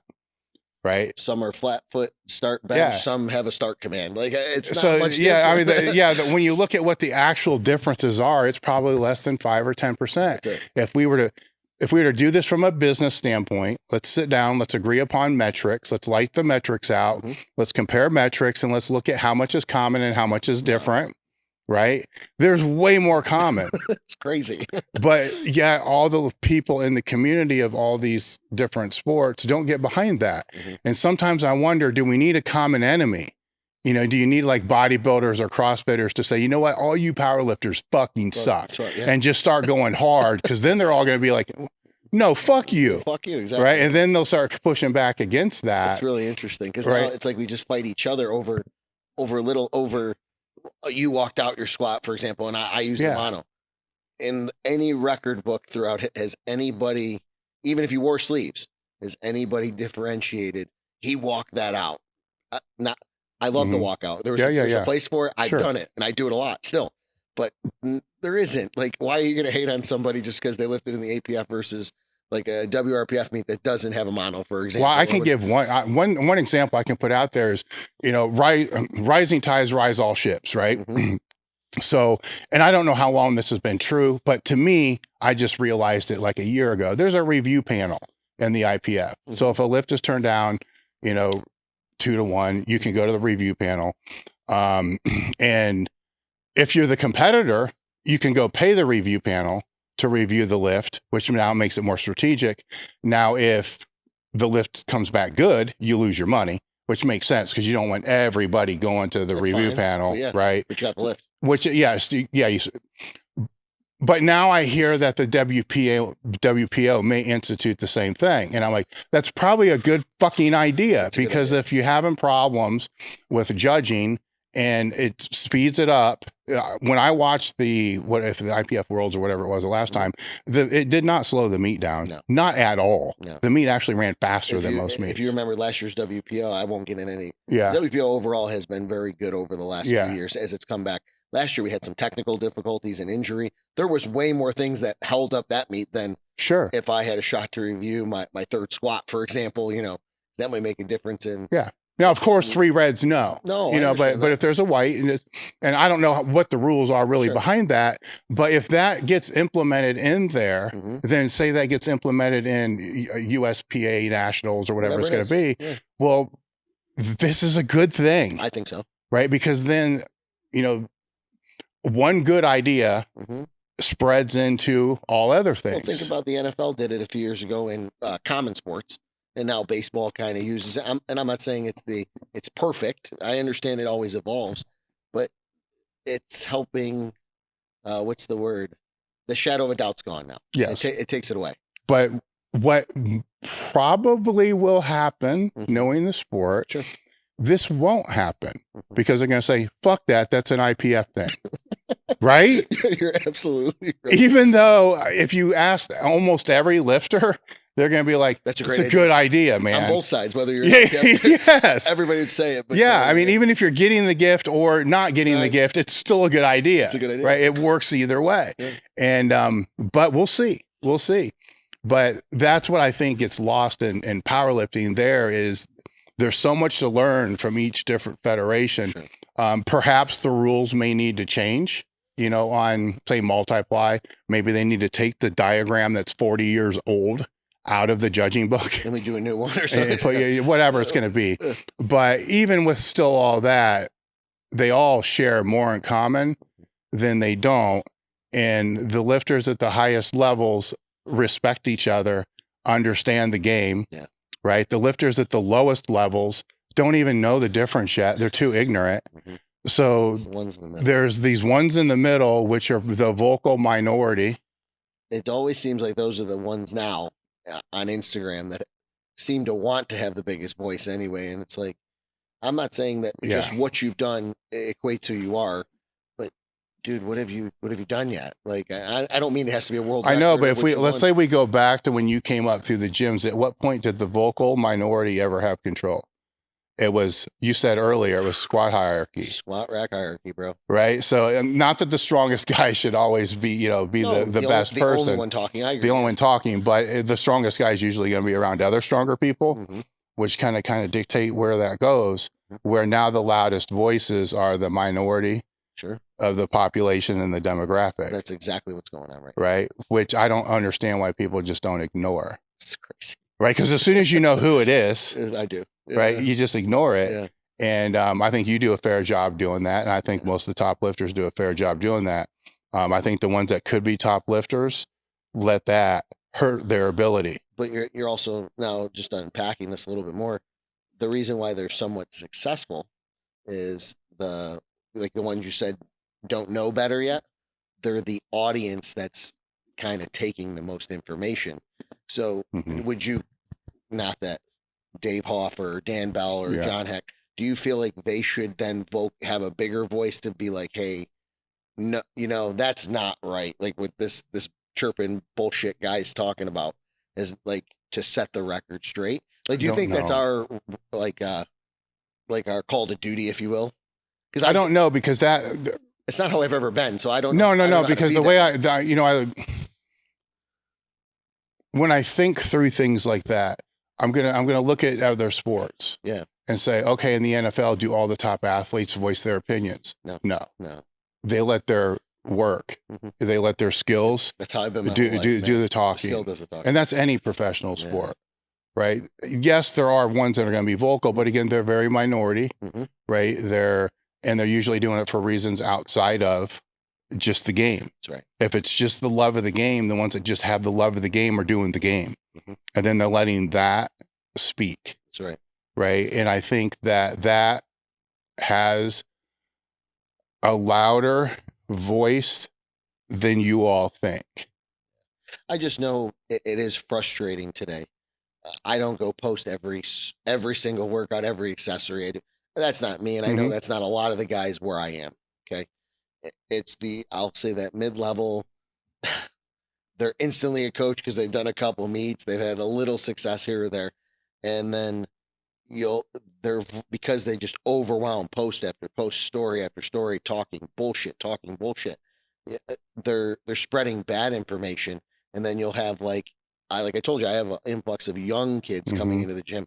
Well, I heard this guy say this, or I saw this guy doing this. And you're like, do you just watch everything on Instagram and you take it as gospel? Like, I'm not saying I run my gym completely squat rack hierarchy, like I was raised, but like you were talking about before, why don't you kind of look at other people now and ask better questions? Ask, hey, Anthony, I saw this. What do you like? Tell me about this. Like, what do you, like, don't take it as gospel, man. It doesn't work that way. Like to me, I feel like with this social media it's helped our sport in some ways, get the word out, allow the growth to happen. But I think it's also put out a lot of bad info too, which is, I guess, the double-edged sword of pushing information. Right? I mean, in sales, every question can be answered with a question, right? So typically if something comes to me, it's usually about a specific lifter. Hey, I saw so-and-so's deadlift. Do you think I should deadlift like that? Okay. That's kind of how it goes. I'm like, well, let me see, right? Because let me see the structure. I want to see. And I'm like, you know what? His structure is kind of close to yours. Can you find like 3 or 4 other people that have about the same structure, and let's find what's common with all 4 of those, because everybody's going to have a little nuance difference. So now let's get 4 or 5, and you're going to find, I already know where this leads. Their feet are rooted, their head's in the right position, the shoulder blades are over the bar.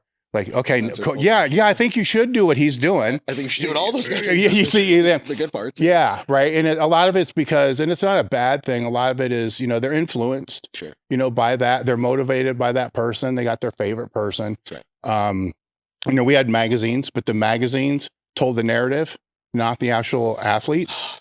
Powerlifting USA was the greatest thing. Yeah. But even those workouts of the month were not the actual workouts of the month. So it was whatever Lambert or whoever was writing. Yeah. So they were speaking the narrative. At least in this world now, we have the athletes that are actually speaking their own narrative. And there's still a lot of great content. So I'm not taking away from all the good. A lot of people are doing. So and that's the way I found to kind of go around that is let's not just look at this one person. Let's find several others. Yeah. And then if you really want to get educated, like you really want to go down a rabbit hole, let's find different body structures. Sure. Now look for some people that are all super heavyweights. Look for some people that are all under 5'4". Oh, yeah, whatever. Let's look for the common out because the main common things are still going to be the main common thing. They're still going to be there. All right. But then you can see the nuance based upon body type and all the other kind of stuff. Sure.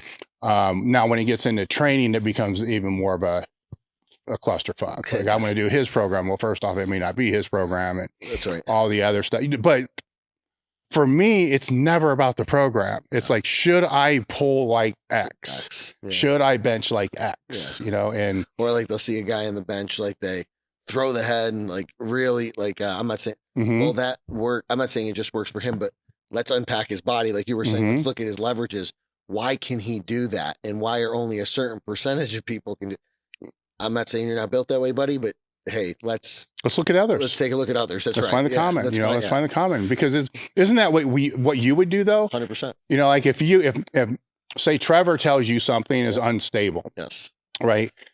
You're gonna believe him because you're working with him. Yeah, sure. But there's another side of you too that's like, okay, motherfucker. Then you're gonna go start looking at all the other lifters that are top lifters to see if they have that kind of problem, and then see, oh shit, look, they're doing this, they're all doing like lunges or whatever it's gonna be, and I'm not. Then it validates. That's right. Right. So we all kind of do the same things, just at different levels. But you become better at vetting the longer you've been around. So I think the answer to what you're asking is not really answering the question, but, asking them questions that are going to enable them to be able to vet better. That's right.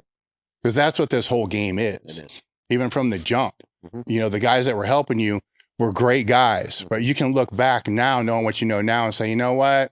They were 50% really good at what they knew. But that's all they knew at the time. So to them, that was their 100%. That was their 100%. Yeah, right. yeah. And I had a mentor in my corner. Still a good mentor today. He lives back in upstate New York. His name's Dave Kingwater. Good single ply bencher. He's been doing it a long time. Done the multi-ply, done the rubber shirt now. Competes a little less. Great promoter of meets. He encouraged me to start traveling. So I had this crew for a little while. Everybody's getting a little older, but he alluded to the same thing. That 50% of what they know and do well is their 100%. He didn't mean it in a negative way. He was like, I think you're special. I think you have some tools, but you got to go unlock them and you got to go to other places. You got to go see other people. Kind of what you were talking about earlier about challenging yourself. Get out of your box, get out of your little pond, go travel, go work with it, go and get invited, ask somebody for some help, and then go be humble and go learn from a lot of people where their 50% is 200% more in a whole different way. I mean, a different set of eyes can see things completely from a different perspective than what you're normally used to. And they may or may not be right, right? But it's good to know, especially if there's something that is in there that could potentially be right. That's right. Especially when you're dealing with a higher level lifter, man, because every one of those little stones you talked about, sleeping, recovery, work, balance, the relationships that you have, all these things matter. They do. A lot. And it all shows up on the platform, it seems like, on the meet day.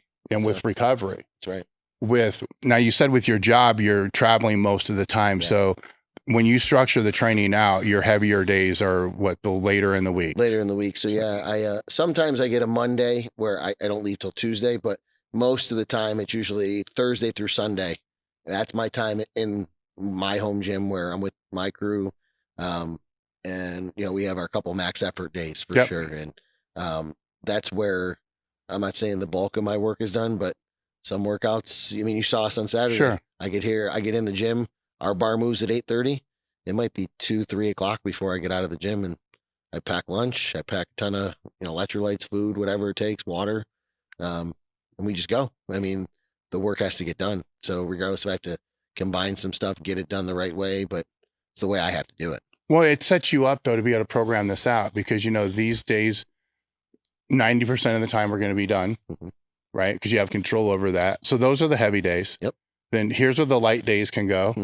And then if the light days have to be super, super light, well, here's the accessories that will fill that gap. That's what fills the gap. That's exactly how I do it. Right. And then it can be, I don't compete anymore, obviously, but my heavy training days are on the weekend unless I have an event going on, and my light days are during the week. Yep. My weeks can be all over the place, but it's really easy to do fucking pull downs and push downs and stupid shit like that. Doesn't matter where you are, you can get it done. I can get that done here in a half hour if I had to. That's right.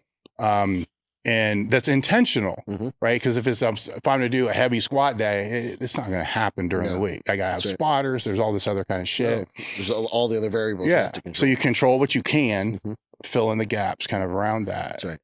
Let's take a bathroom break real quick and then we'll come back. You guys are selecting Merrick for your telehealth platform needs. They have a couple different ways that they go about doing this.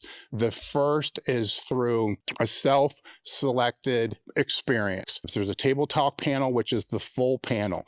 That would be the panel that I personally get twice a year. That's checking everything. You name it, it's all there. The other panel is a checkup panel with a guided optimization. You're connected with a patient care coordinator, and the patient care coordinator will meet with you to determine what your needs are, thing to be able to help optimize your health or mitigate without judgment. So the discount code again is Table Talk Merrick Health for all your hormone optimization and performance needs.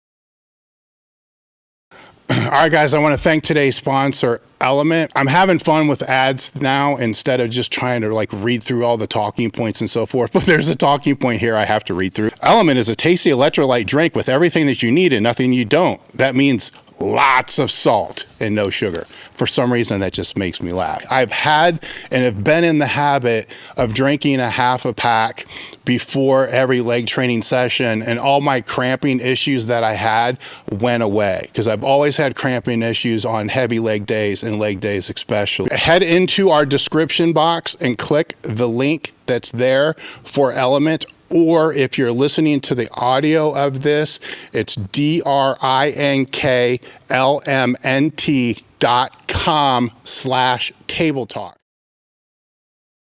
Today's episode is brought to you by First Detachment. Are you looking for a supplement brand that truly understands hardworking athletes? Look no further than First Detachment. 1D's real world experience is what I would consider, and they consider, battle tested. I have known Justin Harris for pretty close to 2 decades. And if there's anybody that I trust with nutritional and supplement needs, it's Justin Harris. If you guys have followed me and have followed the podcast, you pretty much already know how I feel about the supplement industry. For me to get behind any brand, I have to trust the brand and I have to trust the person both. And I'm pretty sure you guys all know why. When it comes to creating formulas and putting products on the market, and there's nobody that I trust more than Justin Harris.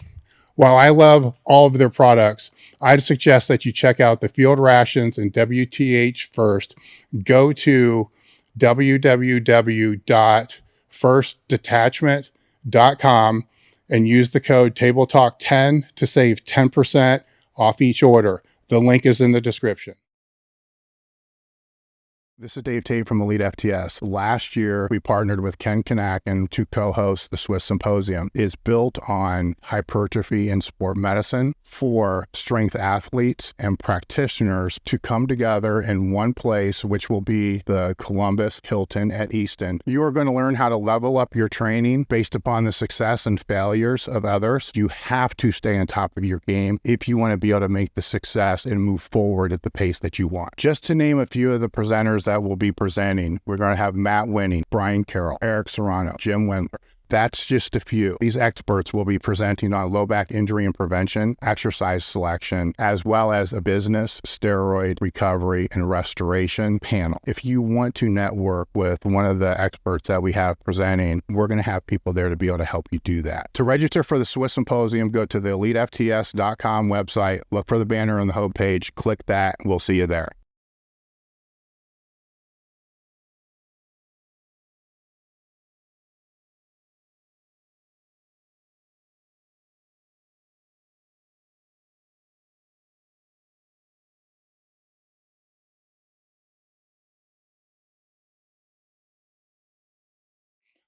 we're back. I want to jump back into the kind of like the uprising of the raw. Yeah. Because I think you touched on it, but I overheard you, think it was with Anthony's podcast, saying that you had some thoughts and some ideas on what kind of drove it, but then he didn't probe any deeper on that. So it made me wonder, like, what are those thoughts and those ideas on what you thought contributed to it? You're saying what contributed to like the raw boom? I don't know if it was the raw boom that you guys were talking about at the time, because it was a little unclear what it was. It's just whenever I hear somebody say, I have some thoughts and ideas on it, but then it doesn't get probed down into. Yeah. So, I mean, for me, the raw sport, I'm not, I love the gear sport and I love being a part of what I'm doing right now. Yeah. It's, first of all, it is as competitive, even with less lifters, because the top end's still the top end. There's cream of the crop always shows up. The raw sport, I mean, it's had a lot of interesting variables. And I'm not saying that in its inception, powerlifting was meant to be just freaks or animals in a cage. Or when CrossFit hit this boom back in, 10, 15 years ago, and all these state meets just started filling up. I hate to use the comparison, and I'm not trying to be mean to anybody else. It's like this bikini fad that's made the IFBB fun or popular again. Bodybuilding's still the exact same. There's still 3 or 4 in a class. It's very hard to be a pro bodybuilder. Yeah. They give a little few more pro cards, and I won't even get into that. But at the end of the day, to be at the top hasn't changed in either parts of the sport. The raw game is just, now you'll get 2 days or 4 platforms at a state meet, or how many 300-pound fucking squats can you watch? And I'm not trying. It's like it's a hobby, Dave. We are obsessed with, I think, the coolest hobby in the world. Yeah. However, it's a hobby, and some of these folks, there's just more of some of the folks. I hate to use that, and I hate to put it out there, but they've used the powerlifting as some kind of, not like a weight loss to a bikini contest, but I treat this as a profession. It's part of what I do. It's part of my life. It's to be at that. Once you get done playing high school football or playing, if you're lucky enough to play in college, you're done. Like, you're not, there's only so many people that get to play pro ball. Yeah. I'm not saying powerlifting. I understand for the sponsorships and the gyms and all of the products and everything that we do, but the sport, the raw sport just got tons of numbers. I'm not sure it's gotten any more quality, because, and what I mean by that is, obviously you need more folks to make it's all in numbers. I understand that, but those people would have found it anyway. You know what I'm saying? That top, I'll even say that above average, that elite level, that class A total or whatever. I'm not just talking about the 6 that are on the podium at the American Pro this year. I'm talking like truly top tier. You got a serious total, and you're like, oh, that guy can walk into a gym and push 4 plates. Anybody knows that's freaking strong. It doesn't matter who you are. You can walk in a gym and have 4 plates on the bar and bench it. You're a strong guy. Like, that's a strong cat. I just feel like the raw game has kind of pushed on the gear game in an unfair way. I guess my feeling about that. And part of why I started coming over to the gear side's cool as fuck. And you truly better be a master. And I put those raw reps and sets in. Some guys, gear kind of gets them because they haven't put the work in, or they don't put the work in raw and gear during their training. They feel like they rely on their gear sometimes. So when I unpack raw, I'm not trying to be a mean guy. I don't believe you do anything average. You figure out if you like it. I mean, how many 300-pound deadlifts can I watch? That's, I guess, why I've never gotten to the judging piece or whatever it is. The state level meet has brought out more, but I don't know if it's brought out any more top talent or brought any people who wouldn't have come to the game into the game. I feel like those folks, like you said, they end up in a gym. They found it's still there. What we talk about is the old school. It's just, it's fewer and far between. I think I get what you're saying. And I don't think I've heard it explained that way before. I have to process from it. No, you're good. I have to process, because I think I agree, because the first thing is, when people will say that this is a hobby, in my brain, that always sends out like lightning bolts. Like, no, it's not, because it never was for me. It's not for me. Like, because when I started, it was, it was in 82, right? So when I started, it was USPF and it was single ply. And I know a lot about that. All right. So it goes way back. So it was a sport. It was the sport I competed in. It was like, so I had football, then I had wrestling. It is a sport. And then it was powerlifting, which kind of overlapped all that. So to me, it was always a sport, and it was never in my brain a fucking hobby.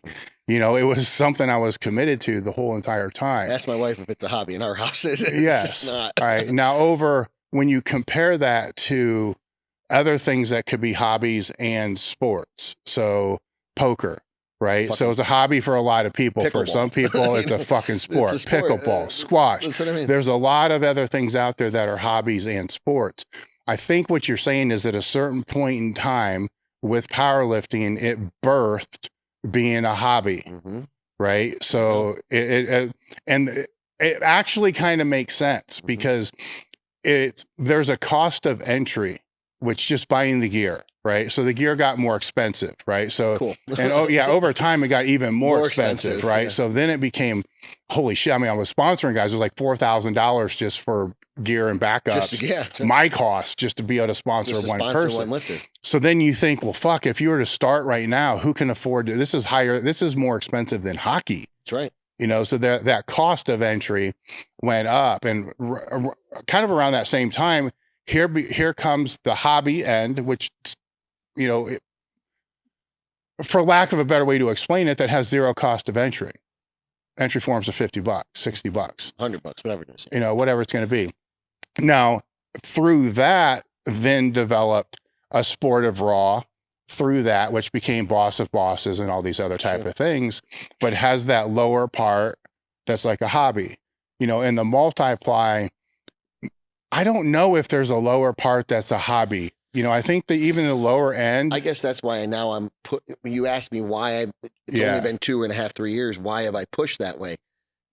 Those guys and gals, they don't treat it like a hobby. I'm not saying the raw side does. John Hack does not treat it like no, at the higher end, it's a sport, 1,000%. 100% a sport. Yeah. I'm just saying, you go to a state meet, you might catch one guy just getting his work in. He's got a meet in 8 weeks. He wanted to do the meat flow, get his preseason game in. So you'll see a Chad Penson or a John Hack, somebody just getting a total in. But then he's lifting on the same bar of a guy or a girl who, and it might even be the same flight because of the amount of lifters or whatever. That's, 4'2", 450, like, to me, like, and you need that. You always need the development of the sport. I'm just saying it's way too I don't, you know what I'm saying? Like, there isn't like, I know some people do them now, but there isn't just amateur meets. Remember how there used to be state, you had to win to go to national, to go to the world meet? Yeah. We don't typically do that anymore. My whole raw game is if you're really good, you go fight for money. And if you're not so good, well, you do the state meet, maybe you go to that Federation's nationals. Great job. Like, there's no, yeah. Because when I came up, that was the whole thing is you wanted to qualify for the state meet. Actually, you wanted to qualify for a class 2 and above meet. That's first, what you wanted to do. You had to, So I had to lift in class 2 and below. Then you get in the class 2 and above. Then it's a state meet. Then you did the total for the nationals. And then win the nationals, go to the worlds. Like you're saying, the multiply world is like, even if you're a beginner and you're trying to make your way up, it's so much more serious. I don't know how else to say that. It's like, it's only the top end of the raw guys, but then there's this whole world that kind of gets excluded by some people. It's just because they don't understand it. Yeah. I think when you're talking about, if you're to compare both demographics at the top end who see this as a real sport, probably poor choice of word, real sport. See this as a sport worth dying for. Let's put it that way. I love that. Who see it as a sport worth dying for. You have the same number in all disciplines. That's right. Sleeves, wraps, minutia. naked knees, That's and right. gear. The same number of people across the board. I bet it's awful close. Are very, very close. Yeah. Then after that, you're going to have more groups that have more hobbyists than not. The interesting comparison or the interesting thing to see would be, does that increase in hobbyists lead to more of those top? I don't know that, right? That would be somebody who is a database freak. Data. So you would argue always the numbers would mean more. Yeah. I'm actually arguing it. When I look at it full scale, I think you can figure it out. I think if you're a data analyst and just had the time and can go Excel the spreadsheet, you know, from open powerlifting and just went through years, you could figure it out. But this is a big job. That's a big job. Yeah. I don't see anybody like, hey, yeah, I'll go do it just for shits and giggles. I don't know. It would be a big job. But I think I get what you're saying. And I don't disagree with what you're saying either, because I'm trying to think of those people at that top that came in like that. There are some that came in through CrossFit, of course, introduced through CrossFit, you know, that kind of come up through there. But when you said, would they have found their way there anyhow? I think so. Because a lot of those stories that kind of have that CrossFit also come along with, well, yeah, my dad used to compete as a powerlifter. Yeah, I don't know. You know, so that's where I'm at. I just... And it's no disrespect to CrossFit. No, not at all. Because it's got more people doing what we love. And I think that's great. Mm-hmm. You know, I would never, just because you don't have a 500-pound squat. No, you have a 100-pound squat, but you want to be in the room and you're going to rack weights and you can be on my team. It has more people doing things that are probably that are better than what we love. So what we love is probably not the healthiest thing in the world, right? Well, so there's healthier ways to go about doing that. All right. So move forward on that with... Earlier, you mentioned supplementation, and you also mentioned PEDs in there. So what I'm wondering with that is, throughout the years of experimenting with that, and I know you're a person that gets your blood work done, you follow your markers and stuff like that. So this isn't like a bro conversation. No. Is what have you found works best for you, not other people, because we're not doctors, that's worked best for you in regards to like off season, preseason, day of meet and stuff like that? No, sure. So, I mean, not throwing a plug or anything. I started working with a company called Magnus Medical. Not just for the blood work, to have my TRT and all that stuff. I started realizing what optimal was. That word's important to me versus you hear guys in the gym, take a CC of this, dude. There is so much bad information, and there is also so much good information about PEDs that people don't understand. I lifted clean. That's why I did some USAPL stuff, did some IPF stuff early in my career.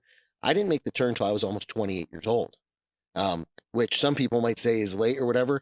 I had a very natural, strong base going into the sport, and I loved being a clean guy for a while. But then I also knew where a total was, where my body felt, all that stuff. If I really wanted to, like you talk about, am I willing to die for it? No, but if I want to be a pro, I really want to take this. I'm willing to do all the other stuff. Am I willing to eat good? Am I willing to sacrifice that night at the club for making sure I get that sleep? Because training's 10 o'clock the next morning, or I got to put in a real hard day, whatever it is. So for me, once all those intangibles, I was ready to do it. Some people wave on all this stuff. To me, I immediately started taking growth hormone. People look at growth as like, oh, some say good. Growth hormone is the greatest thing in the world. It is at a small regimented dose. It's made everything stronger, bone density, connective tissue, not only health, recovery, I sleep better, all that stuff, my metabolism. It leads to a completely healthier life, in my opinion. Not abuse, use. And that's why I keep going back to that word optimal. I'll use that a few times. You'll hear guys, I just slammed a gram of test. I do. Bro, why don't you start working with somebody who knows a little bit more than you and understand? I found, where, above a TRT dose, but then I would start running. This is me learning on myself as my own lab rat, if you will. Let's just start with test. I would get to a point where I was 190, 200, 205 pound athlete. You start changing esters, using long ester to short stuff. And then you start looking at how much you're taking. You're like, man, I don't feel good. Man, whether it's the orals, whether it's the amount of everything combined, I'm getting bloody noses. I'm not taking care of my blood pressure. I'm not taking care of the little things. How much was I putting in my system early on and maybe wasting? Because you weren't doing things right. The flow wasn't right. So I would say in the last 3, 4, 5 years, particularly, because I want to be better, right? Like, it's not just, I know what compounds I like really well. I always keep a small DECA in for my joints and other lubrication, if you will. Everybody has their different feelings on that, but I'm telling you, I notice a difference when it's a very small amount, 200 milligrams a week. I notice when I have that in, lifting heavy, and when I don't have that in, on top of every other drug, anything else that I have into my cocktail. my test, my DECA. I use a little Masteron right now, but I've used Primo's like the new cool thing. I've been using that for a long time. But Primo's like the new cool thing. I've dabbled with some of that stuff too. But about 8 weeks in is where I kind of start changing things. Like I have like what I call my maintenance, or 16 to 12 weeks, if you will, if you're looking at a prep. And about 8 weeks is where things start changing. I use a little harsher oral. I love Superdrol. I don't care what anybody in the whole world says, and I can care less if I tell everybody in the whole world. Superdrol to me is probably one of the more toxic, no question. But I don't have to take a lot, and I get a ton of a result. Every bar I latch onto just feels, whoa, in my hands. Like I just feel really strong, really aggressive. And then you were talking about how do I stay fluffier? Some people gain a lot of weight on when they have the anadrol part of the Superdrol compound. It eats me up. Like I have to eat so much food. Yeah, your appetite. Oh my God, Dave. Like it's to a whole different level. So there's a couple of those things. Everybody, the strength drug must be Tren. You take a ton of Tren. I take Tren literally less than 30 days out. And I use a fast ester. It's with a purpose because it does do some things to the top end of my strength, but I don't love it in my system. I don't like the way it makes me feel. I have a professional job. I don't like the haziness. I need clarity, right? Sometimes it makes me a little aggressive, or like I jump, or I need to be, whether it's the gym, because that's my job, being home with my family, being on the road, leading other people. I don't get an off day. I don't get to say, hey, I'm locking the door, staying in my office. I'm around people almost all day. So it's like, to me, I've had to also look at my drugs in the last few years. Well, not only am I staying within optimal levels, more isn't always more, and less might not be enough. You have to figure out where those levels are. And like you were talking about, are you doing your blood work to know what that is? Things change as you get a little older too. So, I used to love D-ball, like just straight D-ball, very basic stuff. To me, when I just take D-ball, the amount of, how do I put it? I almost instantly get a straight bloody nose. Like my blood pressure goes through the roof. That's me, so that's why I have to take, when I say Superdrol, there is some D-ball part of that component. It's a very small, low dose, and it's like a combination of the two, because it's like a half and half, right? It just evens me out, makes me feel really good. And then now I used to love the Adderalls and things for training and stuff like that. I've kind of gotten away.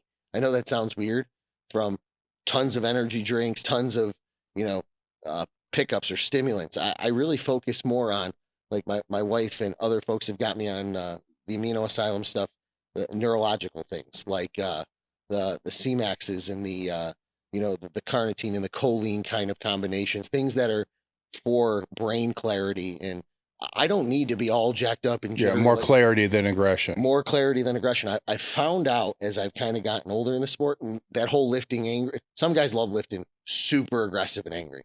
I am definitely a clear-minded, calculated lifter. You might even see me that first 1,000-pound squat of a prep.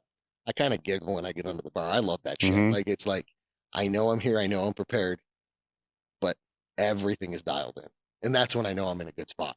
So for me, clarity is way more important than just up, if that makes sense. That may change with lifters over time, because they may need the aggression to be able to approach those weights to begin with. But over time, that aggression then makes it so you can't think on your descent to know where you are body position wise, right, because you're too enraged. Right. Where if you're confident, because that's all the aggression does, is create confidence, right? Confidence. So if you're confident with clarity, then as you're descending, you're processing, is this where it needs to be? Is this where it needs to be? 100%. Yeah. That's exactly how. So that's, in a nutshell, that's how I kind of treat PEDs. Like you probably have it too. God, I can't imagine you. I have guys come in and ask all the time. I'm 21. He said 1 year under the barbell. Hey, I want to start a cycle. No. That's my answer. It's very short and sweet. I think it takes away some of the back end. So if you started at 28, then you're going to have more back end years, which are your strongest years. That's I'm not saying that's what everybody told. Donnie Thompson, it was his huge thing. Dude, you want those end years to be very positive? Look at I was still progressing. Ask anybody that started as a teenager that was around for a long time. They all say the same thing. Yeah. Yes, it definitely got faster. 100%. But when I really wanted it, Mhm. you know, to go from being really good to great, I was done. Kind of flatline. You're done, you know, because you ran out. Like there's only so many years. There's only so many years. You know, and so then it was like, was the trade worth it? Sure. You know, because you can't go back. And one of the funny stories I always tell when I was sponsoring these guys for the WPO, Donnie being one, Mark Bartley was another one, Croc was another one. I'm trying to think of, there's like 5 of them. Chad Ikes. They're all telling me they're drug free. Like they're all lifting the WPO. They're all lifting these, and I'm like, I mean, it's pissing. I mean, it was making me mad, right? Because it'd be like Rudy's guys telling him that they're fucking drug free, and like, man, you're breaking records and shit like that. Right? We have the best crazy, lifters in the multi-ply world. Yeah. And then like 18 months later, all of them at a certain time or another. So you know what? I'm thinking about taking shit, and that made me even more mad. Like now you're just fucking with me. Like before it was just like, now you're like, but they all put 300 pounds on their total within the next. And then I started thinking, wait a minute. Yeah. Wait a minute. Yeah. Maybe all these fuckers were not using Clean anything. or very close to clean. Very, you know, then boom. Yeah. That's when I started reassessing, you know, maybe people should wait longer, like a lot longer. You just mentioned that risk versus reward. Yeah. I've seen younger guys, and maybe it does stifle the end of their career, but if say this is their window and that's what they want, you just have to understand. And this is the leader in me, I suppose. You take that first spin, it's now a lifestyle, bro. Yeah. Like there isn't much going back. You better be responsible enough to understand what that means, because there's a lot of gym bros that truly fuck up their life because they don't understand it's a sacrifice. I don't care if it's just for aesthetics. I don't care if it's because you're trying to make a bodybuilding stage or you're trying to take a total that's, you know, it's put up there. You know, it's, to me, it should be taken very seriously too. But that's how it was, squat rack hierarchy. That's how it was given to me. Yeah. Like you better understand, you know, there's now an illusion in the mirror. Like Phil Hernan, God rest his soul, he passed away a few years ago. Mr. USA 95 was from kind of my pocket of the world. Was a huge not advocate, in my corner. He was always like a fan, older guy in the community, blah, blah, blah. But him and when I asked him about PEDs the first time, I was that kid, right? Like, hey, when do I was 22, just got out of college. Why? Look at how strong you are. Look at how fast you are. Look at what you just did in school. Why don't you start training? And that he invited me into his gym for a while. Just come meet the guys, come meet the power lifters in the gym. Start training.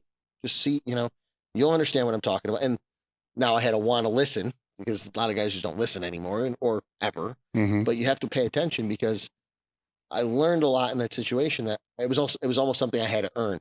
I had to put the time in. I had to spend the time under the bar. I had to put in a little of that sweat equity. And I think I like the way I do it, and I like the way I teach it, but it's my style. And that's how I work. Well, it's funny because you talked about him, and there's a couple of months ago, I had a lifter out here that was asking a lot, you know, about PEDs, younger, way too young. And he's had the ability to be around a lot of top lifters over the last probably 18 months, and has had the conversation with a lot of top lifters over the last 18 months. So I asked him, I said, out of all the top lifters that you've talked to, how many said that this would be a good idea? And he said 0. And I said, so who has told you that this is a good idea? There you go. Like his bros. I mean, now, wait a minute. Like your high school or your college bros think this is a good idea. But all these other people who actually use shit, you know, have gone down this road, they're all saying, wait. Not one of them are saying, don't do it. They're all saying, just wait. It's the only word I have. Yeah, you know, and in today's world, I mean, you can get blood work done. It's way easier to get these things done. Think about, even when I started, let alone you, there was none of that education. Like we didn't have access to it as easy, or it wasn't as accepted to take even a TRT dose or get Anavar prescribed to you like you can today. I mean, you can get all the stuff at your fingertips. Yeah. We did not, you didn't even know whose bathroom it came from sometimes, like in the beginning of the even when I first came to Columbus, I had a doctor who would do my blood work, but I couldn't get a prescription. Sure. But at least it was the blood work. It's like, we got to keep you safe, you know, make sure you stay somewhat safe, because things were fucked, right? But there's a certain degree of fucked you're allowed to have especially when you're in your 20s. You get older, that degree, it changes. Like you said, the rails. Yeah, so staying within those rails. But today it's, one of the sponsors of our podcast is Merrick Health, and obviously I'm not going to prescribe to anybody that's fucking 18 years old. Jeez. But I mean, they'll work with people who are taking their own shit, because any real TRT clinic can only give a certain dose. They have their parameters too. And then there's a lot of clinics that will just, if you take more than that, they don't want to work with you. There's a lot of other clinics, which I think are the better ones, that will get you the regular dose then they know you're going to do more shit. They will help mitigate, right? That's when the number of clinics begin to come down a little bit. But then there's a whole nother level of clinics, which I call them like test club for men. Then you got to really worry about what the quality of the shit they're at. Yeah, because they're sending you equipoise. Like, wait a minute. How are you getting a vet drug? That's not real. Yeah. Is that really real stuff? Yeah. Exactly. So. What were some of the lessons that you learned mistake-wise with that? Because you touched on one of them with I think you said with the D-ball as you got older. So, I mean, really, just finding compounds that, again, some guys don't care, but I do have an appearance to hold up. My skin can't look like shit. Like there's certain things for me. I was always trying to find things that my body, for simple terms, liked. My body took to, that I got like it. I hate using this because again, now the word optimal means more to me, but the less is more approach. Like, what can I take the least amount and get the most out of, if that makes sense. So for me, learning how to use the test in the different esters at different points, that was a huge positive to me. Understanding trend, because it can be abused real easy, even if you don't take a lot of it. The length you're on it, you better understand. I'm not saying it's a bad drug. I'm saying you better understand yourself and you better understand the drug. That's all I mean by that. And that would be a negative too. Just because either a gym bro or somebody says that's the strength drug or something like that, you take a little bit too much or take a little bit too long. You say shit you don't mean. You have, it's almost like you have this illusion in your head, like, of a perception of reality, like your perception changes. And to me, I think if there was any negative to PEDs, you need to understand now that you're not a mutant. You're in an altered state. You have changed your reality. And I think that is some of the most important things you need to understand with any PED, whether it's just your raised level of testosterone, your sex, all this stuff is now elevated. How are you keeping that shit in check, bro? You have a girlfriend, a wife. Does your partner know where those levels are? Do you understand? Like, you need to make sure that you have all those things kind of in a line, because PEDs, they're nothing. You're on drugs. Like, period. Like, you need to understand yourself. The things that make you up, you're probably going to be a little bit more up. Things that make you angry are probably going to make you a little more angry. To me, if I was giving you one night, you better know that stuff. And you learn that the hard way. You say shit you don't mean in relationships. You maybe treat somebody at work like you shouldn't treat them. You better get that stuff dialed in before you're going to dive in the shit feet, head deep, feet first, all the way down. You better get that. You better understand. Now, when you cycle from your meat prep to your non-meat prep, sure. How do you navigate the numbers of your training throughout that time period? Sure. Because it's going to adjust. I don't ever crash drugs. I don't believe in that. Like, I take oral, I take Halo. You don't need to be on Halo the day after a meet. Get that shit out of your system. That could get real bad real quick. But even the trend, you got to cycle down. There's certain things you got to take care of. I believe you need to still train. Okay. This is my training. It's part of my training philosophy too. I believe you stay under load. So for me, how I've always gotten stronger, I'm not one of those people that takes a long time out of the gym. Some folks, they have the unbelievable meat prep, say they hit they take 4 months off. They don't even go sniff the place that they train. To me, that's not my lifestyle. I'm always an active guy. My wife and I, we hike, we walk, we walk our dogs. We're very active people. So for me, I kind of believe you get a few days, but then you got to go and you got to get your body moving again. You got to get all that soreness out. It starts with full body workouts, and then you get back under the barn, whether it's your squat, your bench, your dead, and you're in your movement pattern. I don't think it has to truly taper, but for me, 2 to 3 weeks later, you're back under a load of some kind. So for me, how I do my drugs is almost the same way. I finished this 6 weeks ago. I did that raw meat to hit the 1960, the 10 times 98 total. I weighed in at 196. I actually had a little bit of a pec thing. It was a pull. It wasn't a tear. I had some bruising. Everybody thought it was crazy. It's still tweaked. It's not perfect yet, but I still work around that. I was immediately back, maybe a different variation of a squat bar on the SSB. Within 2 weeks, I'm back under some kind of load.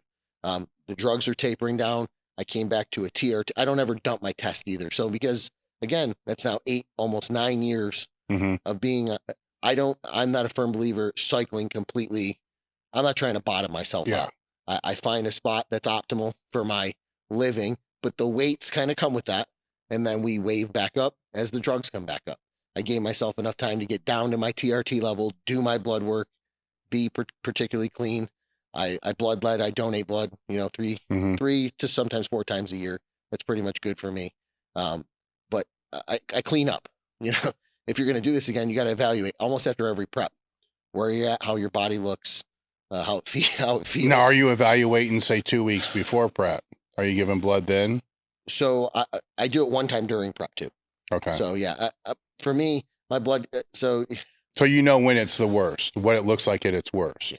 All right. Yeah. Well, I think that's important to know, though. But again, finding that out in a mistake. I hate to call that, like you were talking, something I had to learn, because again, there was a point where I might have been just using too much, man. Like thinking it's going to get me that 5, but now that's, you got to find that spot, and you have to do all these other things. That's what gets you the 5. Well, I know a lot of people that, for lack of a better way to explain this, they train for their blood work. No. It's like they go off all the stuff. They stop doing this. They stop. I'm like, dude, you're only like that like 2 weeks out of the year. No, so what we do is we clean up to give myself a low test, and then I do it completely on drugs, on every. So I want to know where my worst is. Yep. How ugly that looks, cholesterol, the bad cholesterols, all those things I need to know to see also where did I recover to. Sure. Because you said it kind of doesn't always. There's parts of this that decline. Well, as you get older, it changes. It changes. Right. A lot. So that is something, especially in the last 3 and 4 years now, we've gotten it's very important to me. That's how I'm going to continue to do this for, I'd like to think, a long time, at least at the level I want to. Now, how's your nutrition play into all this? Because to stay lean, you're going to have to eat lean most of the time. So this is the one it's the hardest one for me because I'm on the road. So for work, I try to make the best choices. Sometimes I'm out to dinner with customers, clients, coworkers, whatever it is, just because I travel. I have 5 states I cover. So for me, it's I'm not saying it's in a rotation exactly, but I'm not just going out eating a fatty steak 4 nights a week. I'm being smart about everything. I'm not just eating burgers and shit and whatever else. I look for, if I'm at for example, if I'm at a steakhouse, I look for what would I eat if I wasn't on the road? If it was just my wife and I, we have a very good tuned nutrition. She's way better at it than me, but she keeps me on a good path. But anyway, it's for me, I'll look for that lean filet, some kind of basic potato option. I do, much as everybody laughs, vegetables are important. I try to balance. At lunch, I'll go somewhere, I'll grab something. I always try to grab my fruits. I try to get all my meals. It's just harder because I have to make an effort to go do it. Yeah. Stop at a grocery store, have some things with me. Because it's not just, we do our grocery shopping for the week. It's in my fridge. I can pack a cooler and be gone for the day. That's unfortunately, that's just not the life I have, but I can control those variables. So I get it done. I get to a different town, check into my hotel, prepare, and then live the next 3-4 days, whatever I have to do, so that I can still achieve what I have to do. That makes sense. Yeah. Yeah. So. Now, what about when you go off the rails? So I don't believe there is me personally, I don't believe there is going off the rails. And what I mean by that is, if I'm eating to my standard, what I feel my rough caloric intake is, all that stuff, 90% of the time, if you and I go out on Friday night, we have a couple beers and double burger, whatever it is, dessert after, it doesn't faze me. Because I'm doing everything right all the time. Yeah. But I also keep that in check too. That doesn't become 3-4 nights a week. And, Yeah. You know what I'm saying? Yeah. So, to me, I've created that discipline. But again, when we talk about lifters, that's 15 years now being, I've been on the road now 7 for work, like the way I do my job now. So that's 7 years of that discipline. That didn't happen overnight. That was like the first year, fuck, this sucks. Like I didn't do this. My training sucked this week. I ate like shit all week. No, like I dialed that shit in. Okay, how do I control this? Then we evaluate and we get better. If that makes sense. Yeah, it makes total sense. And I think that's the lesson is as soon as you can nail down some kind of discipline, because you're also balancing work and life. There's a lot of things that are in there. Sure. So I think there's a lot of structure people can build in. And maybe this came from college football, yeah, right? Because you got to wake up at what time? Here's breakfast. Everything was pretty calculated. Overly structured. We knew when our meal times were. Yeah. We knew when film was, practice was, gym time was, tutor was coming over. We had to be at the library. Your day was pretty much drawn out in a good way. I hate to sound like that. So for now though, with your life, if you can structure out, or even those listening, if they can structure out, just start at 10% or 30%. 100%. Structure out whatever you can that can easily become more and more and more. And if you can build even that tiny bit of base, it's something to build on. Exactly. Yes. But you got to have I don't care if it's just you suck at breakfast. Well, you're not going to get to 6,000 calories and gain 2 pounds of muscle in a year. I don't care what PEDs you take. Start with getting something in your body first thing in the morning. I know it sounds trivial, but if you suck at breakfast, pick that one. Pick the one you suck at the most. Make that your strength. I was the worst, honestly. All my totals in my early part of my career were bench and dead. Like I squatted because that was the third. Well, I made the squat important, and now it's arguably my best lift, and that's because you got to pick what you suck at, and then that's how you attack what you stink at. That's the only way to become great at something. So that's how I look at with nutrition.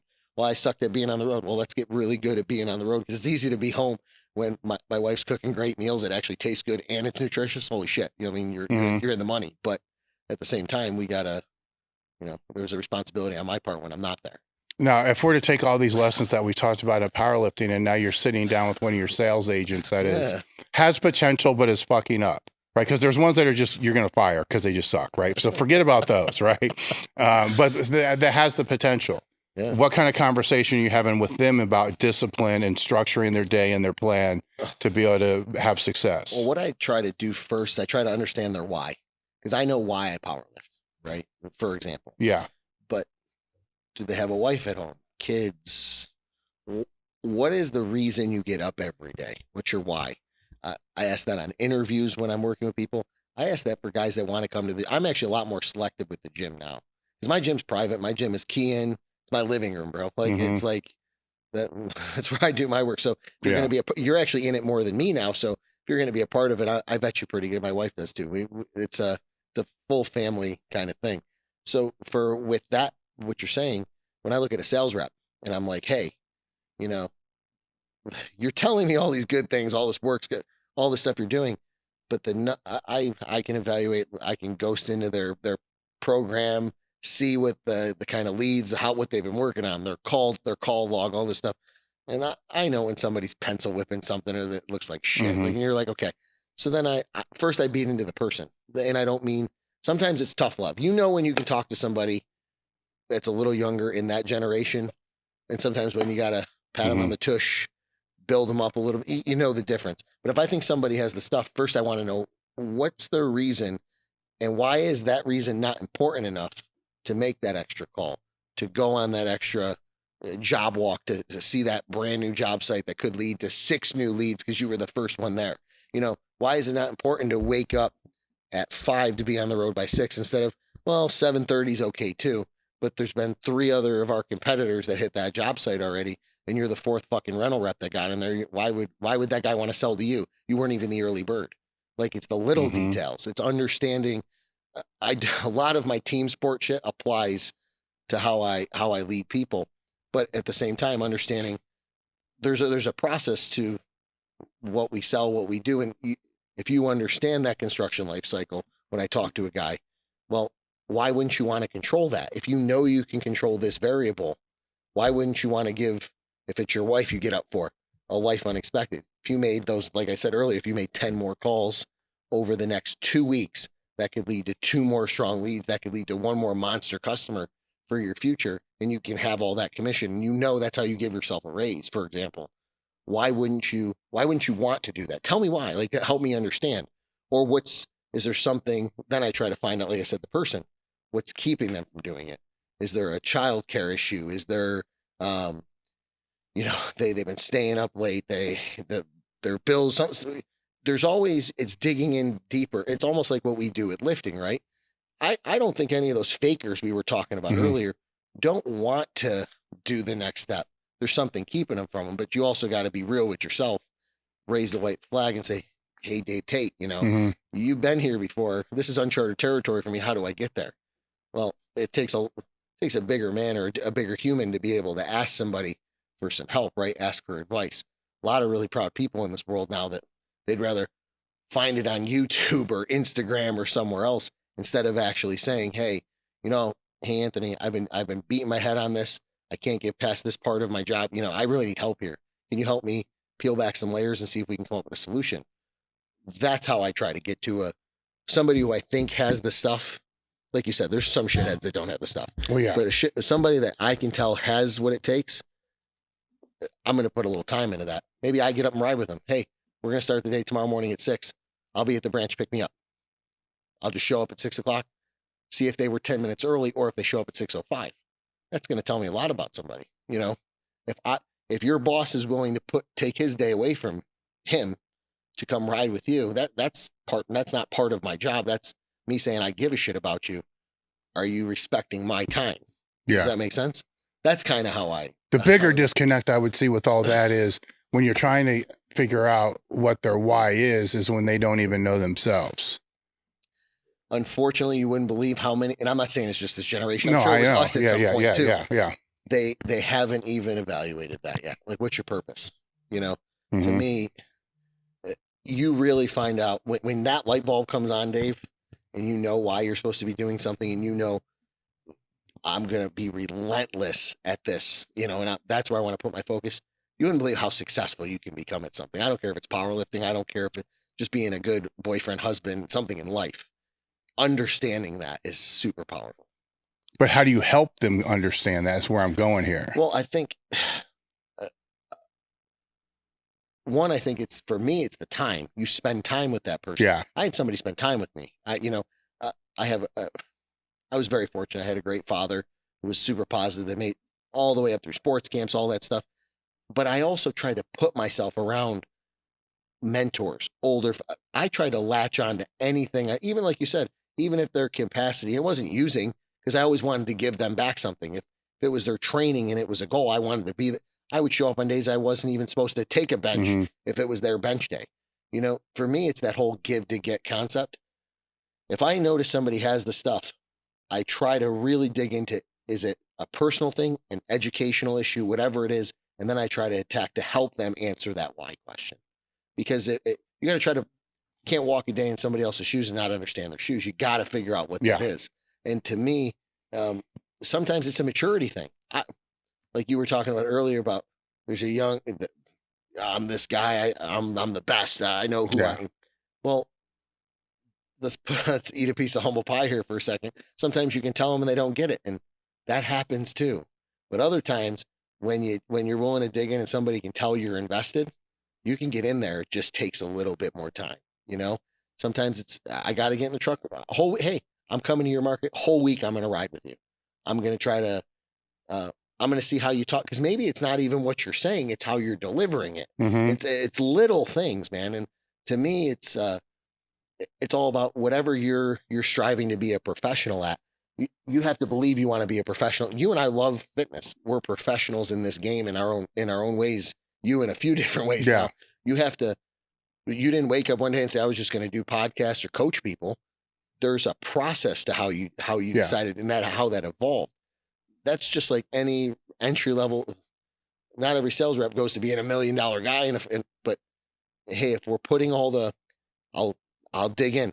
Hey, let's look at your time management. Like you were talking about the when you were with your guys this week and you were working the shit out of their high pad pulls, and you were like, here, stay tight, and you were beating their reps in. That's how we do it. We start with time management, their organization, their call log, how they log their notes, how they leave notes for themselves. Are they forward planning for the future?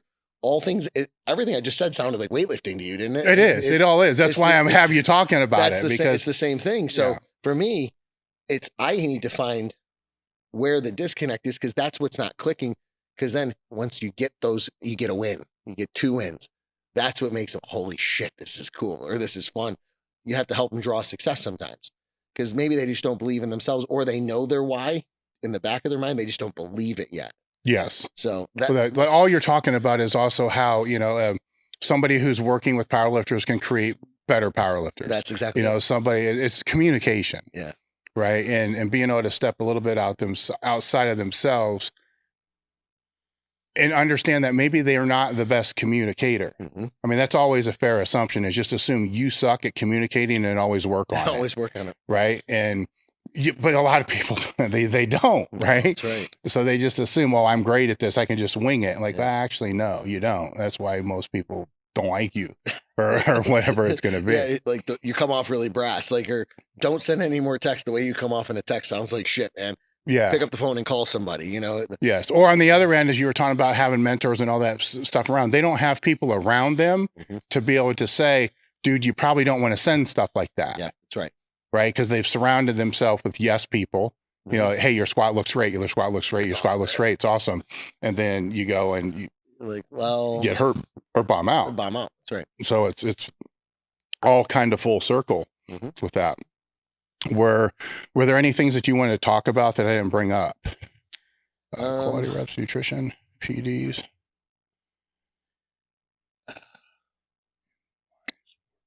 Thoughts on why sprint moved raw.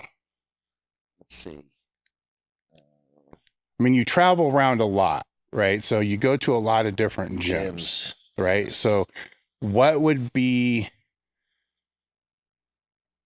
upsides and downsides of gyms that you've seen? Because you may have seen more gyms from your experience level than anybody else. I think so. Yeah. So honestly, East Coast to West Coast, whether driving, flying through airports, I literally look up powerlifting gyms. So I plan, just like you, for a talk. Yeah. I try to plan, if I know I'm going to a new market, whether it's Denver, Seattle, I'll look up, hey, first I'll text a few buddies, because we all know the top end of the sport, who lives here, who lives close to there, or who can give me a recommendation on a gym in a certain market. To me, that's all part of what we do in eliminating those excuses. So I try to find, my first spot is, hey, I got to get whether it's a pretty heavy duty workout in, or even just a dynamic day. I want to be in an element with different eyes. And also, you almost like the camaraderie too, because our sport is pretty small. So I like being around like-minded people. The biggest thing to me is culture. I love when I walked in here, you had 5 or 6 people I didn't even know, recognize me from a meet or whatever.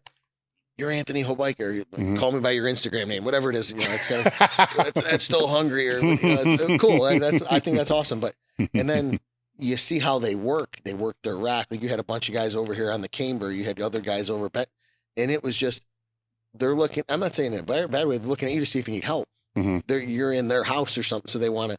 So for me, when I get to go to other gyms, I want no special treatment. If I always walk in. I'm just a gym guy. Yeah. I walk in, I see you on the bench. Hey, you need to hold a board, or you need me to, rack a weight, or even if I'm not even benching or something, I might be over in the corner just doing some speed pulls over on a dead platform. To me, it's like, so many gyms, this has everything. You go to some gyms, they're very basic. They got and they're a powerlifting facility. They got a couple specialty bars. They might have a power rack or a combo rack, or, if they're fortunate, they have a monolift. And there isn't much else, some plates, and you wouldn't believe, when it's a good gym, how much they get done. When you see a couple crews working, like you said, even if it's just that old training partner, 2 guys, they can get done in a room with very little, or you can be at a monster facility with all this stuff that just doesn't have any bones yet. Like, no energy. No energy yet. Yeah. Like it could have a row of monos like this right here. Mm-hmm. But there's no I'm not saying it has to, but there's no blood on the floor. There's no character to it yet. And I think that's the one major thing when you head down, when we're in Florida, you go to like the Perfect Storm or, where Dan Tini Narrow trains and Dan Bell, Orlando Barbell, you come out over, it's just, to me, you get some feelings when you do go to certain gyms, like work's being done here, or I can be strong. I can lift strong. I can lift heavy here. Mm-hmm. To me, that's so important. Sometimes I might have a decent facility in the town I'm going to. I'll schedule my lifts purposely front and back end. So I don't feel bad. I have to do some work in a hotel gym just because it keeps my mind right. I don't want any negative energy either. Yeah. That's what I was going to say. There's when I was traveling more, there were some times where I knew there was a gym in town, mm-hmm. and I would rather just use the hotel universal thing than to have to deal with the culture that was in that gym. Yeah. Like sometimes there's toxicity. I mean, our sport's full of it. Any sport's full of it. If you let it, if you keep a clear mind, you have you're dialed in. It goes back to the mindset. It goes back to knowing your why, having a purpose. If you've checked the boxes and you know that you have the opportunity in your time frame, sometimes you don't need that. Like, why am I going to put myself through that? And I don't mean that in a negative way. Yeah. Just, I know that's the individual or the selfish part of the sport. So when you go out and say you're traveling, you're doing all this stuff, then you have your own gym, which is your living room gym, as you said. Mm-hmm. So you have that. So you're out, you're training in all these different places. You're going to bring back the best ideas to your own. That's right. Right. And then the shitty things you want to keep out of your own. Mm-hmm. So what are some of the things that you brought back to your own and some of the things that you try to avoid putting in your own? So, I mean, that's a combination. And I mean, so back alley barbell, let's name it my little gym. It's truly in the backside of a warehouse, cut out. I don't even have a sign on the door. You have to know exactly where it is to get into it. The coolest part as it's evolved is the mental growth. Like I purposely took this year, 4 guys from my crew. We have a couple crews in the gym now. We're getting a little bigger, but I took a couple guys to a meet in Florida, and the goal was, we're going to go to the first day. We were all lifting on the second day. I want you in the back room watching other crews work, because this is the I don't expect you guys to know something you don't know, but I can't also, when I have a brief on, helping a wrap of guys, I'm like the leader of my crew now. I can't talk about all these little things going on. So I want you guys to go see. About 3 of them really did a good job. And one was kind of like, I'm going to sit up front, maybe watch the girls, and it translates to when they get back, right? One guy is, hey, you're over here, move the arms. This guy's doing this, telling the plates, this guy needs 520 for this, whatever it is going on. And the engagement starts getting better. What I've tried to bring back, and it's what it means to truly have team training, meaning I'm training in your crew. You shouldn't have to worry about a goddamn thing for your lift. Mm-hmm. Okay. There's 4 of us. You're the 5th guy, and all of us have a job, the mono, the arms, the weights, the one guy's wrapping your knees, whatever it is. You should be solely focused on your lift. And then when those wraps come off, you have now 4 other guys you're focused on. Yep. So if you come to the gym with the purpose, I'm going to make 4 guys better, you instantly are going to make yourself better. But everybody has to feel that way, because if there's a weak link in that chain, it never gets there. And constantly driving that concept home, watching other facilities like Hellbent or places that have decent gear crew still. I hate to keep going back to the gear side of the sport. Doesn't mean they have the strongest individual lifters anywhere, but that's what it's about.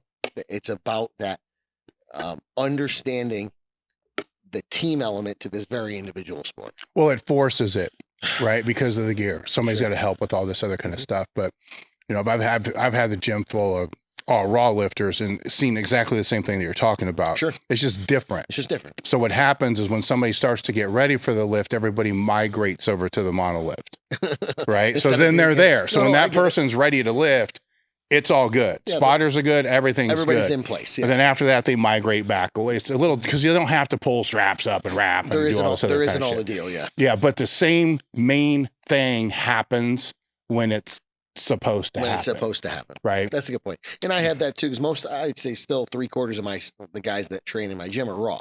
Yeah. And they like their West Coast raw meat, and that's cool. Like I have no issue with it.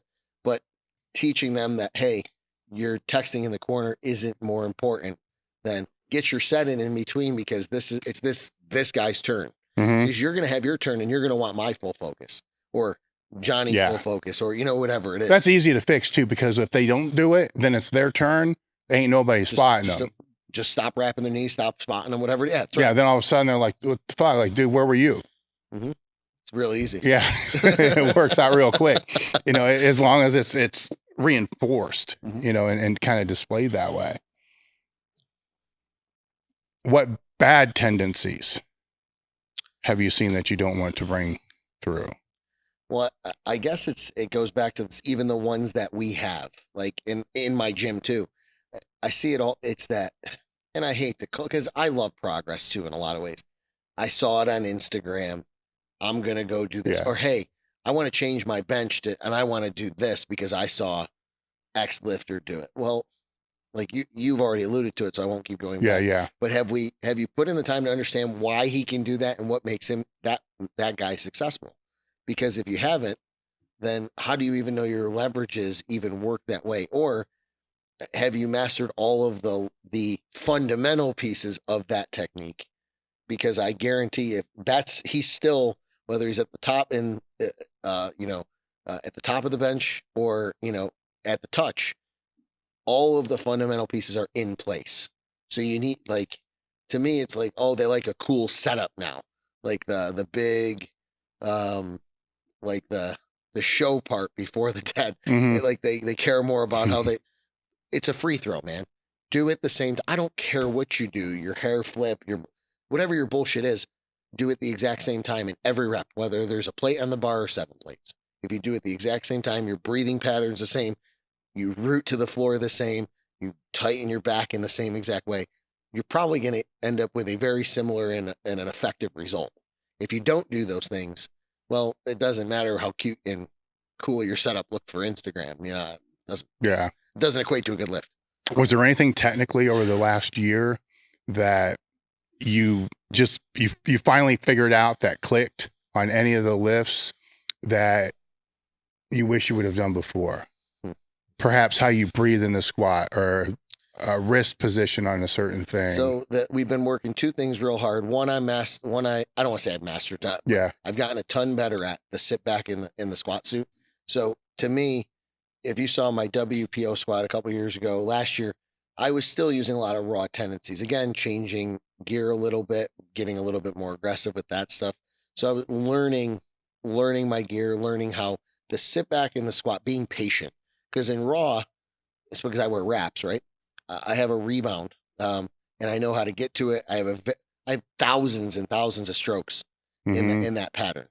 My gear, not that the pick isn't similar, it's different. It's a little different.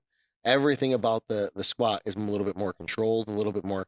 So learning to brace with heavier weights, learning the nervous system exhaustion side of that. The sit back and the squat is one I'm very excited to show a different product. Yeah. This WPO, the pull, because that's the one thing I guess we haven't talked about too. I was a conventional puller for 17 years. Never even thought about pulling sumo. Tore my bicep at the 2020 Arnold, the COVID Arnold. Had to basically, that's my first real powerlifting injury, rehab, did all that. That's when I got with Brian Carroll, and I said, hey, Brian, we got some time with this COVID shit. I got a lot of time alone in the gym. I have a decent little crew. I can get some work done. I want to try gear. What? And he was like, because he's been a mentor of mine and a friend. So he helped me build a progression, and we got in some briefs and we learned some patterns.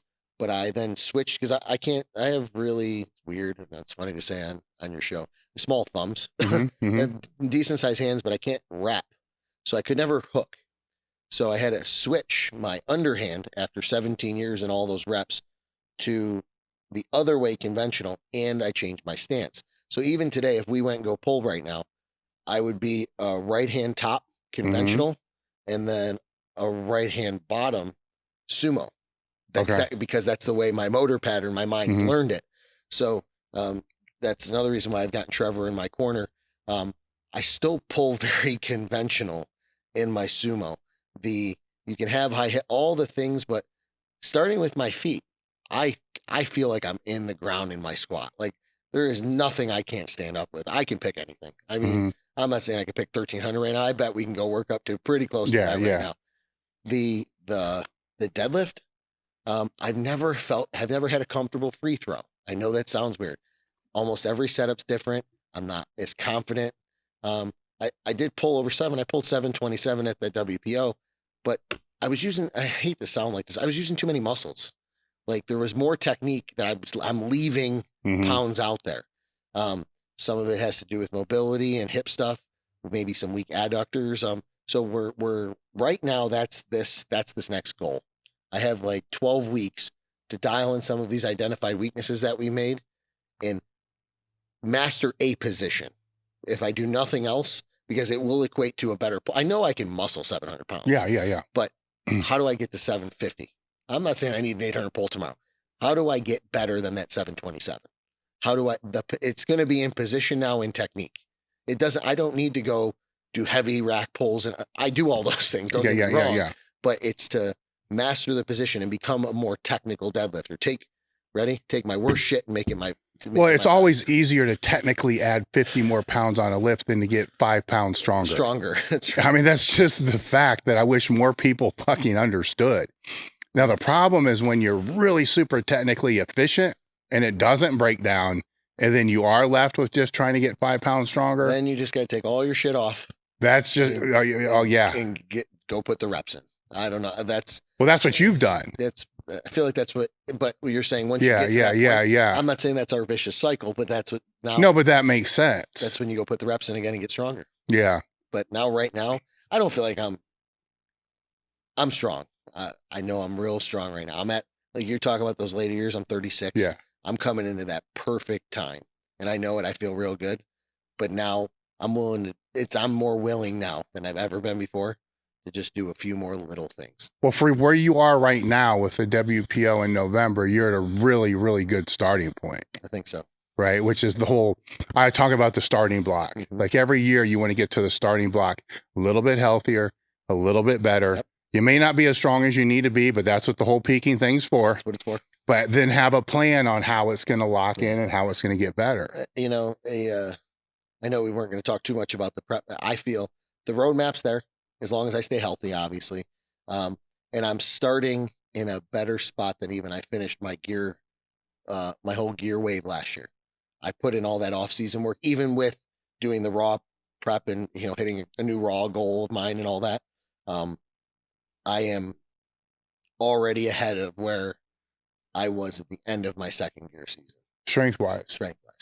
So now if I do everything we've talked about now, doing those little things, putting that little extra time in to the technical piece.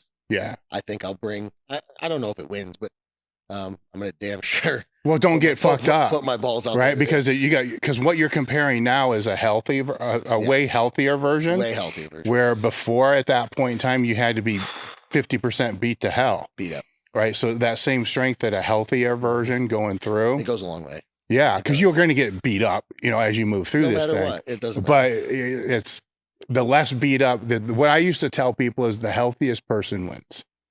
All things being equal. That is a very, very, very good statement. I wish I've used that. I've never used that one before, but you're right.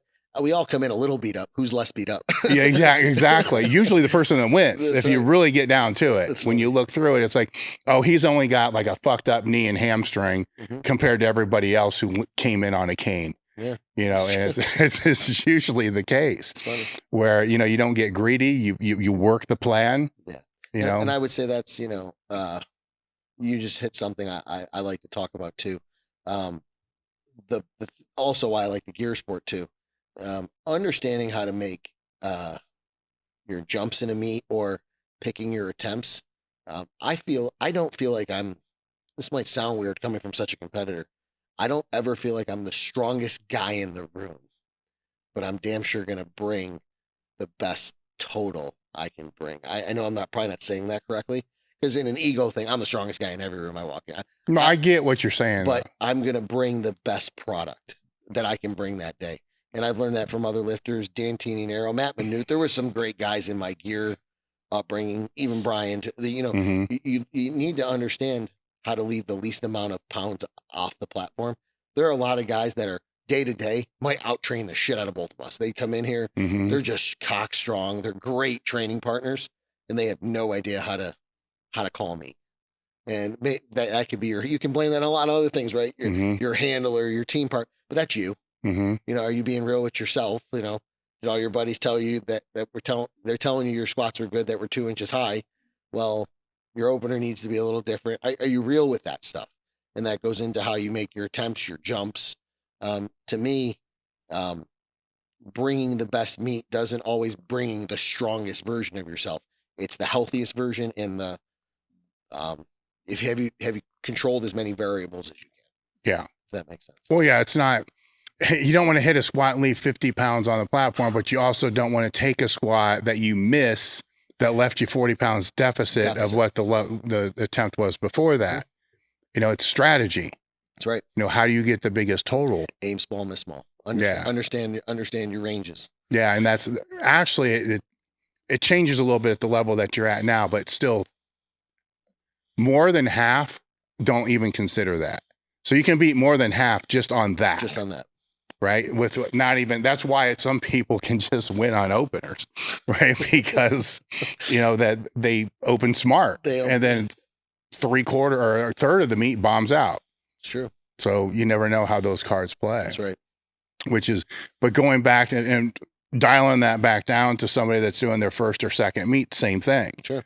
You know, find a way to close that gap. So when you walk away, you didn't leave 300 pounds on the platform, but you didn't miss everything either. No, that's right. So it's being realistic. But also there's calculated, you know, there's a lift, you know, you've hit your first two, knowing the difference between here's the number I really wanted. Well, maybe 10 pounds under it. It may not have been exactly, but you just gained 30 pounds towards your total because you will hit this. There's a shot you might not hit this. And being, you know, that's humbleness too. Again, maybe a younger lifter might have to miss that lift a couple times to know how to call that in a meet. And that's just part of the sport and learning our discipline and taking the steps. It's part of the progress too. Yeah, I would think that one comes more from experience because you got to have that end of the day where you just got beat by 30 pounds to realize, fuck, I could have just squatted. Or lose by 5 at the US Open. yeah, that would be a good example. That would be that would be one. Yeah, that was against Hack,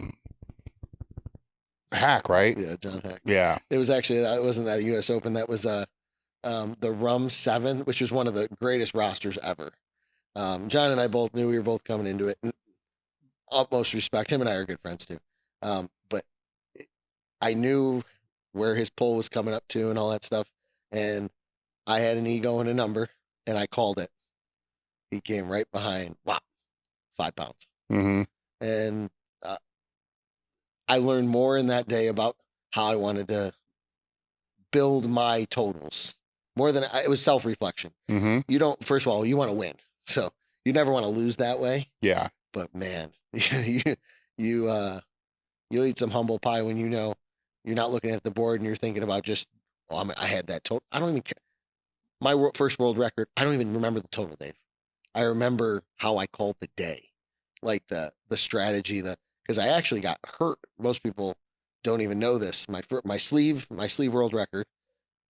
6 weeks after I lost to John, I came right back, did a meet, it was a USPA walkout meet. I got through my progression. I hit my second squat. It was like in sleeves at the time. It was like 630 or 633, whatever the kilo was. And I had this like raging pain in my low back. And I had another little number I wanted to notch. So I took a 10-pound jump. It was risk versus reward.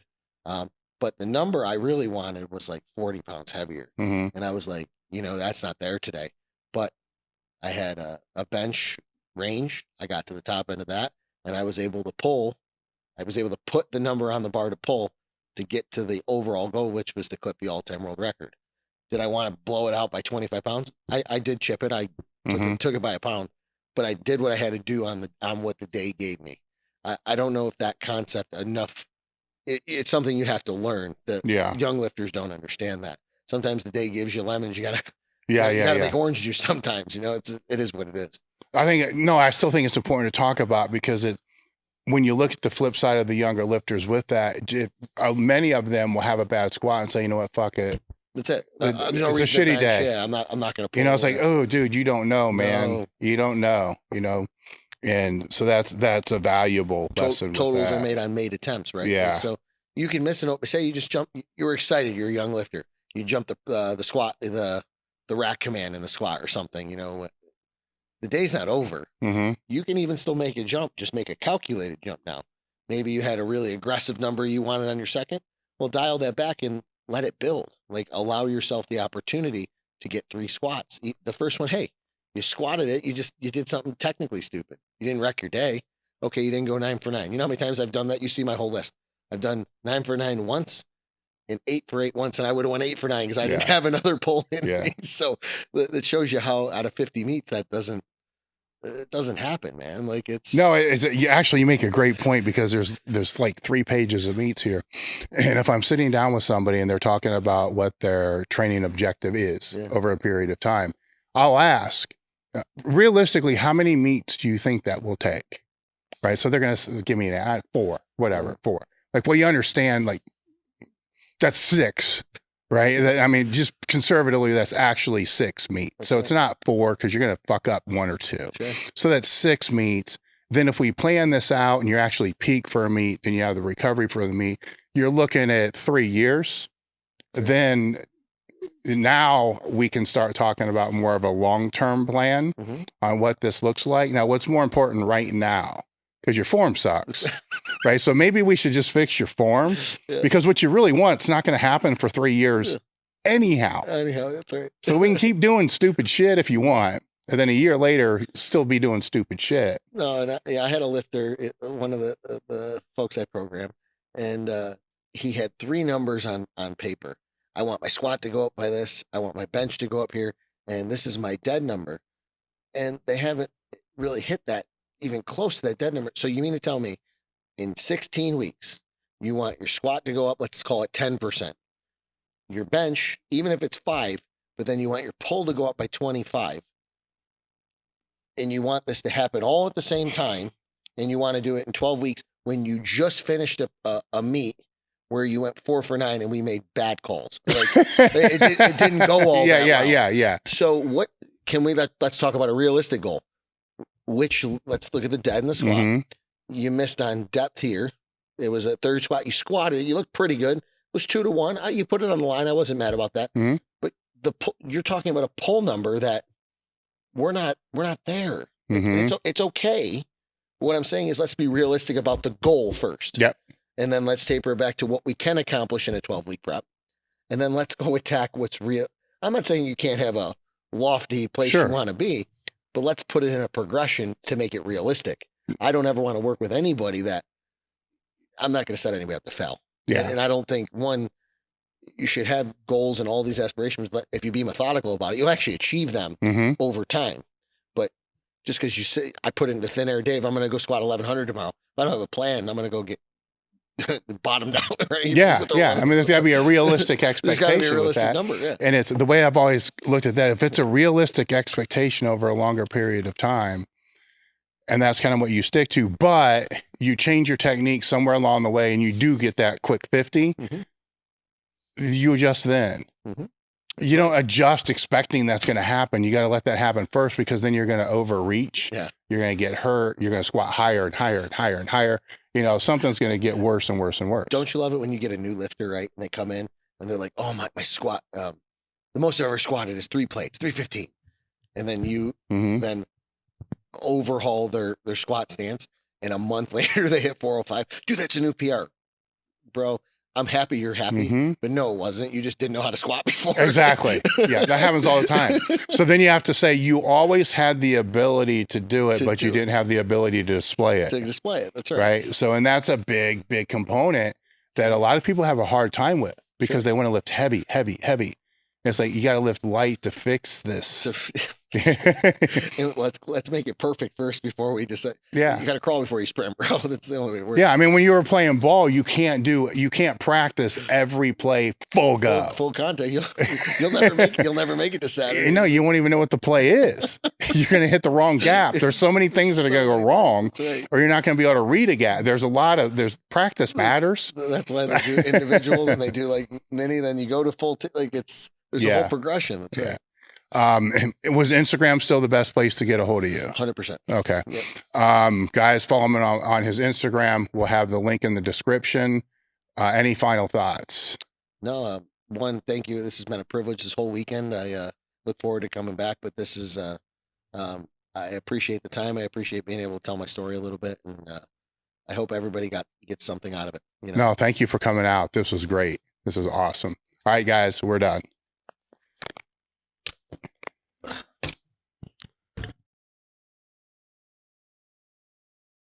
You guys are selecting Merrick for your telehealth platform needs. They have a couple different ways that they go about doing this. The first is through a self-selected experience. There's a table talk panel, which is the full panel. That would be the panel that I personally get twice a year. That's checking everything. You name it, it's all there. The other panel is a checkup panel with a guided optimization. You're connected with a patient care coordinator, and the patient care coordinator will meet with you to determine what your needs are, to be able to help optimize your health or mitigate without judgment. So the discount code again is Table Talk Merrick Health for all your hormone optimization and performance needs.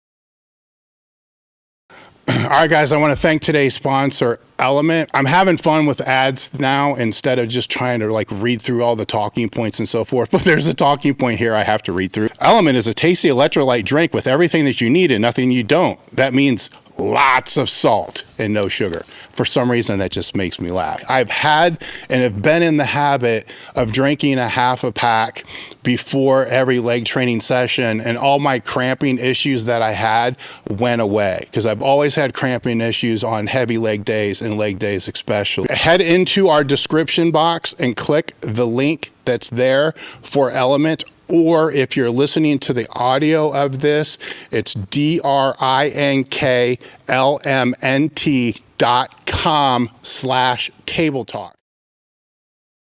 Today's episode is brought to you by First Detachment. Are you looking for a supplement brand that truly understands hardworking athletes? Look no further than First Detachment. 1D's real world experience is what I would consider, and they consider, battle tested. I have known Justin Harris for pretty close to 2 decades. And if there's anybody that I trust with nutritional and supplement needs, it's Justin Harris. If you guys have followed me and have followed the podcast, you pretty much already know how I feel about the supplement industry. For me to get behind any brand, I have to trust the brand and I have to trust the person both. And I'm pretty sure you guys all know why. When it comes to creating formulas and putting products on the market, and there's nobody that I trust more than Justin Harris. While I love all of their products, I'd suggest that you check out the Field Rations and WTH first. Go to www.firstdetachment.com and use the code TableTalk10 to save 10% off each order. The link is in the description.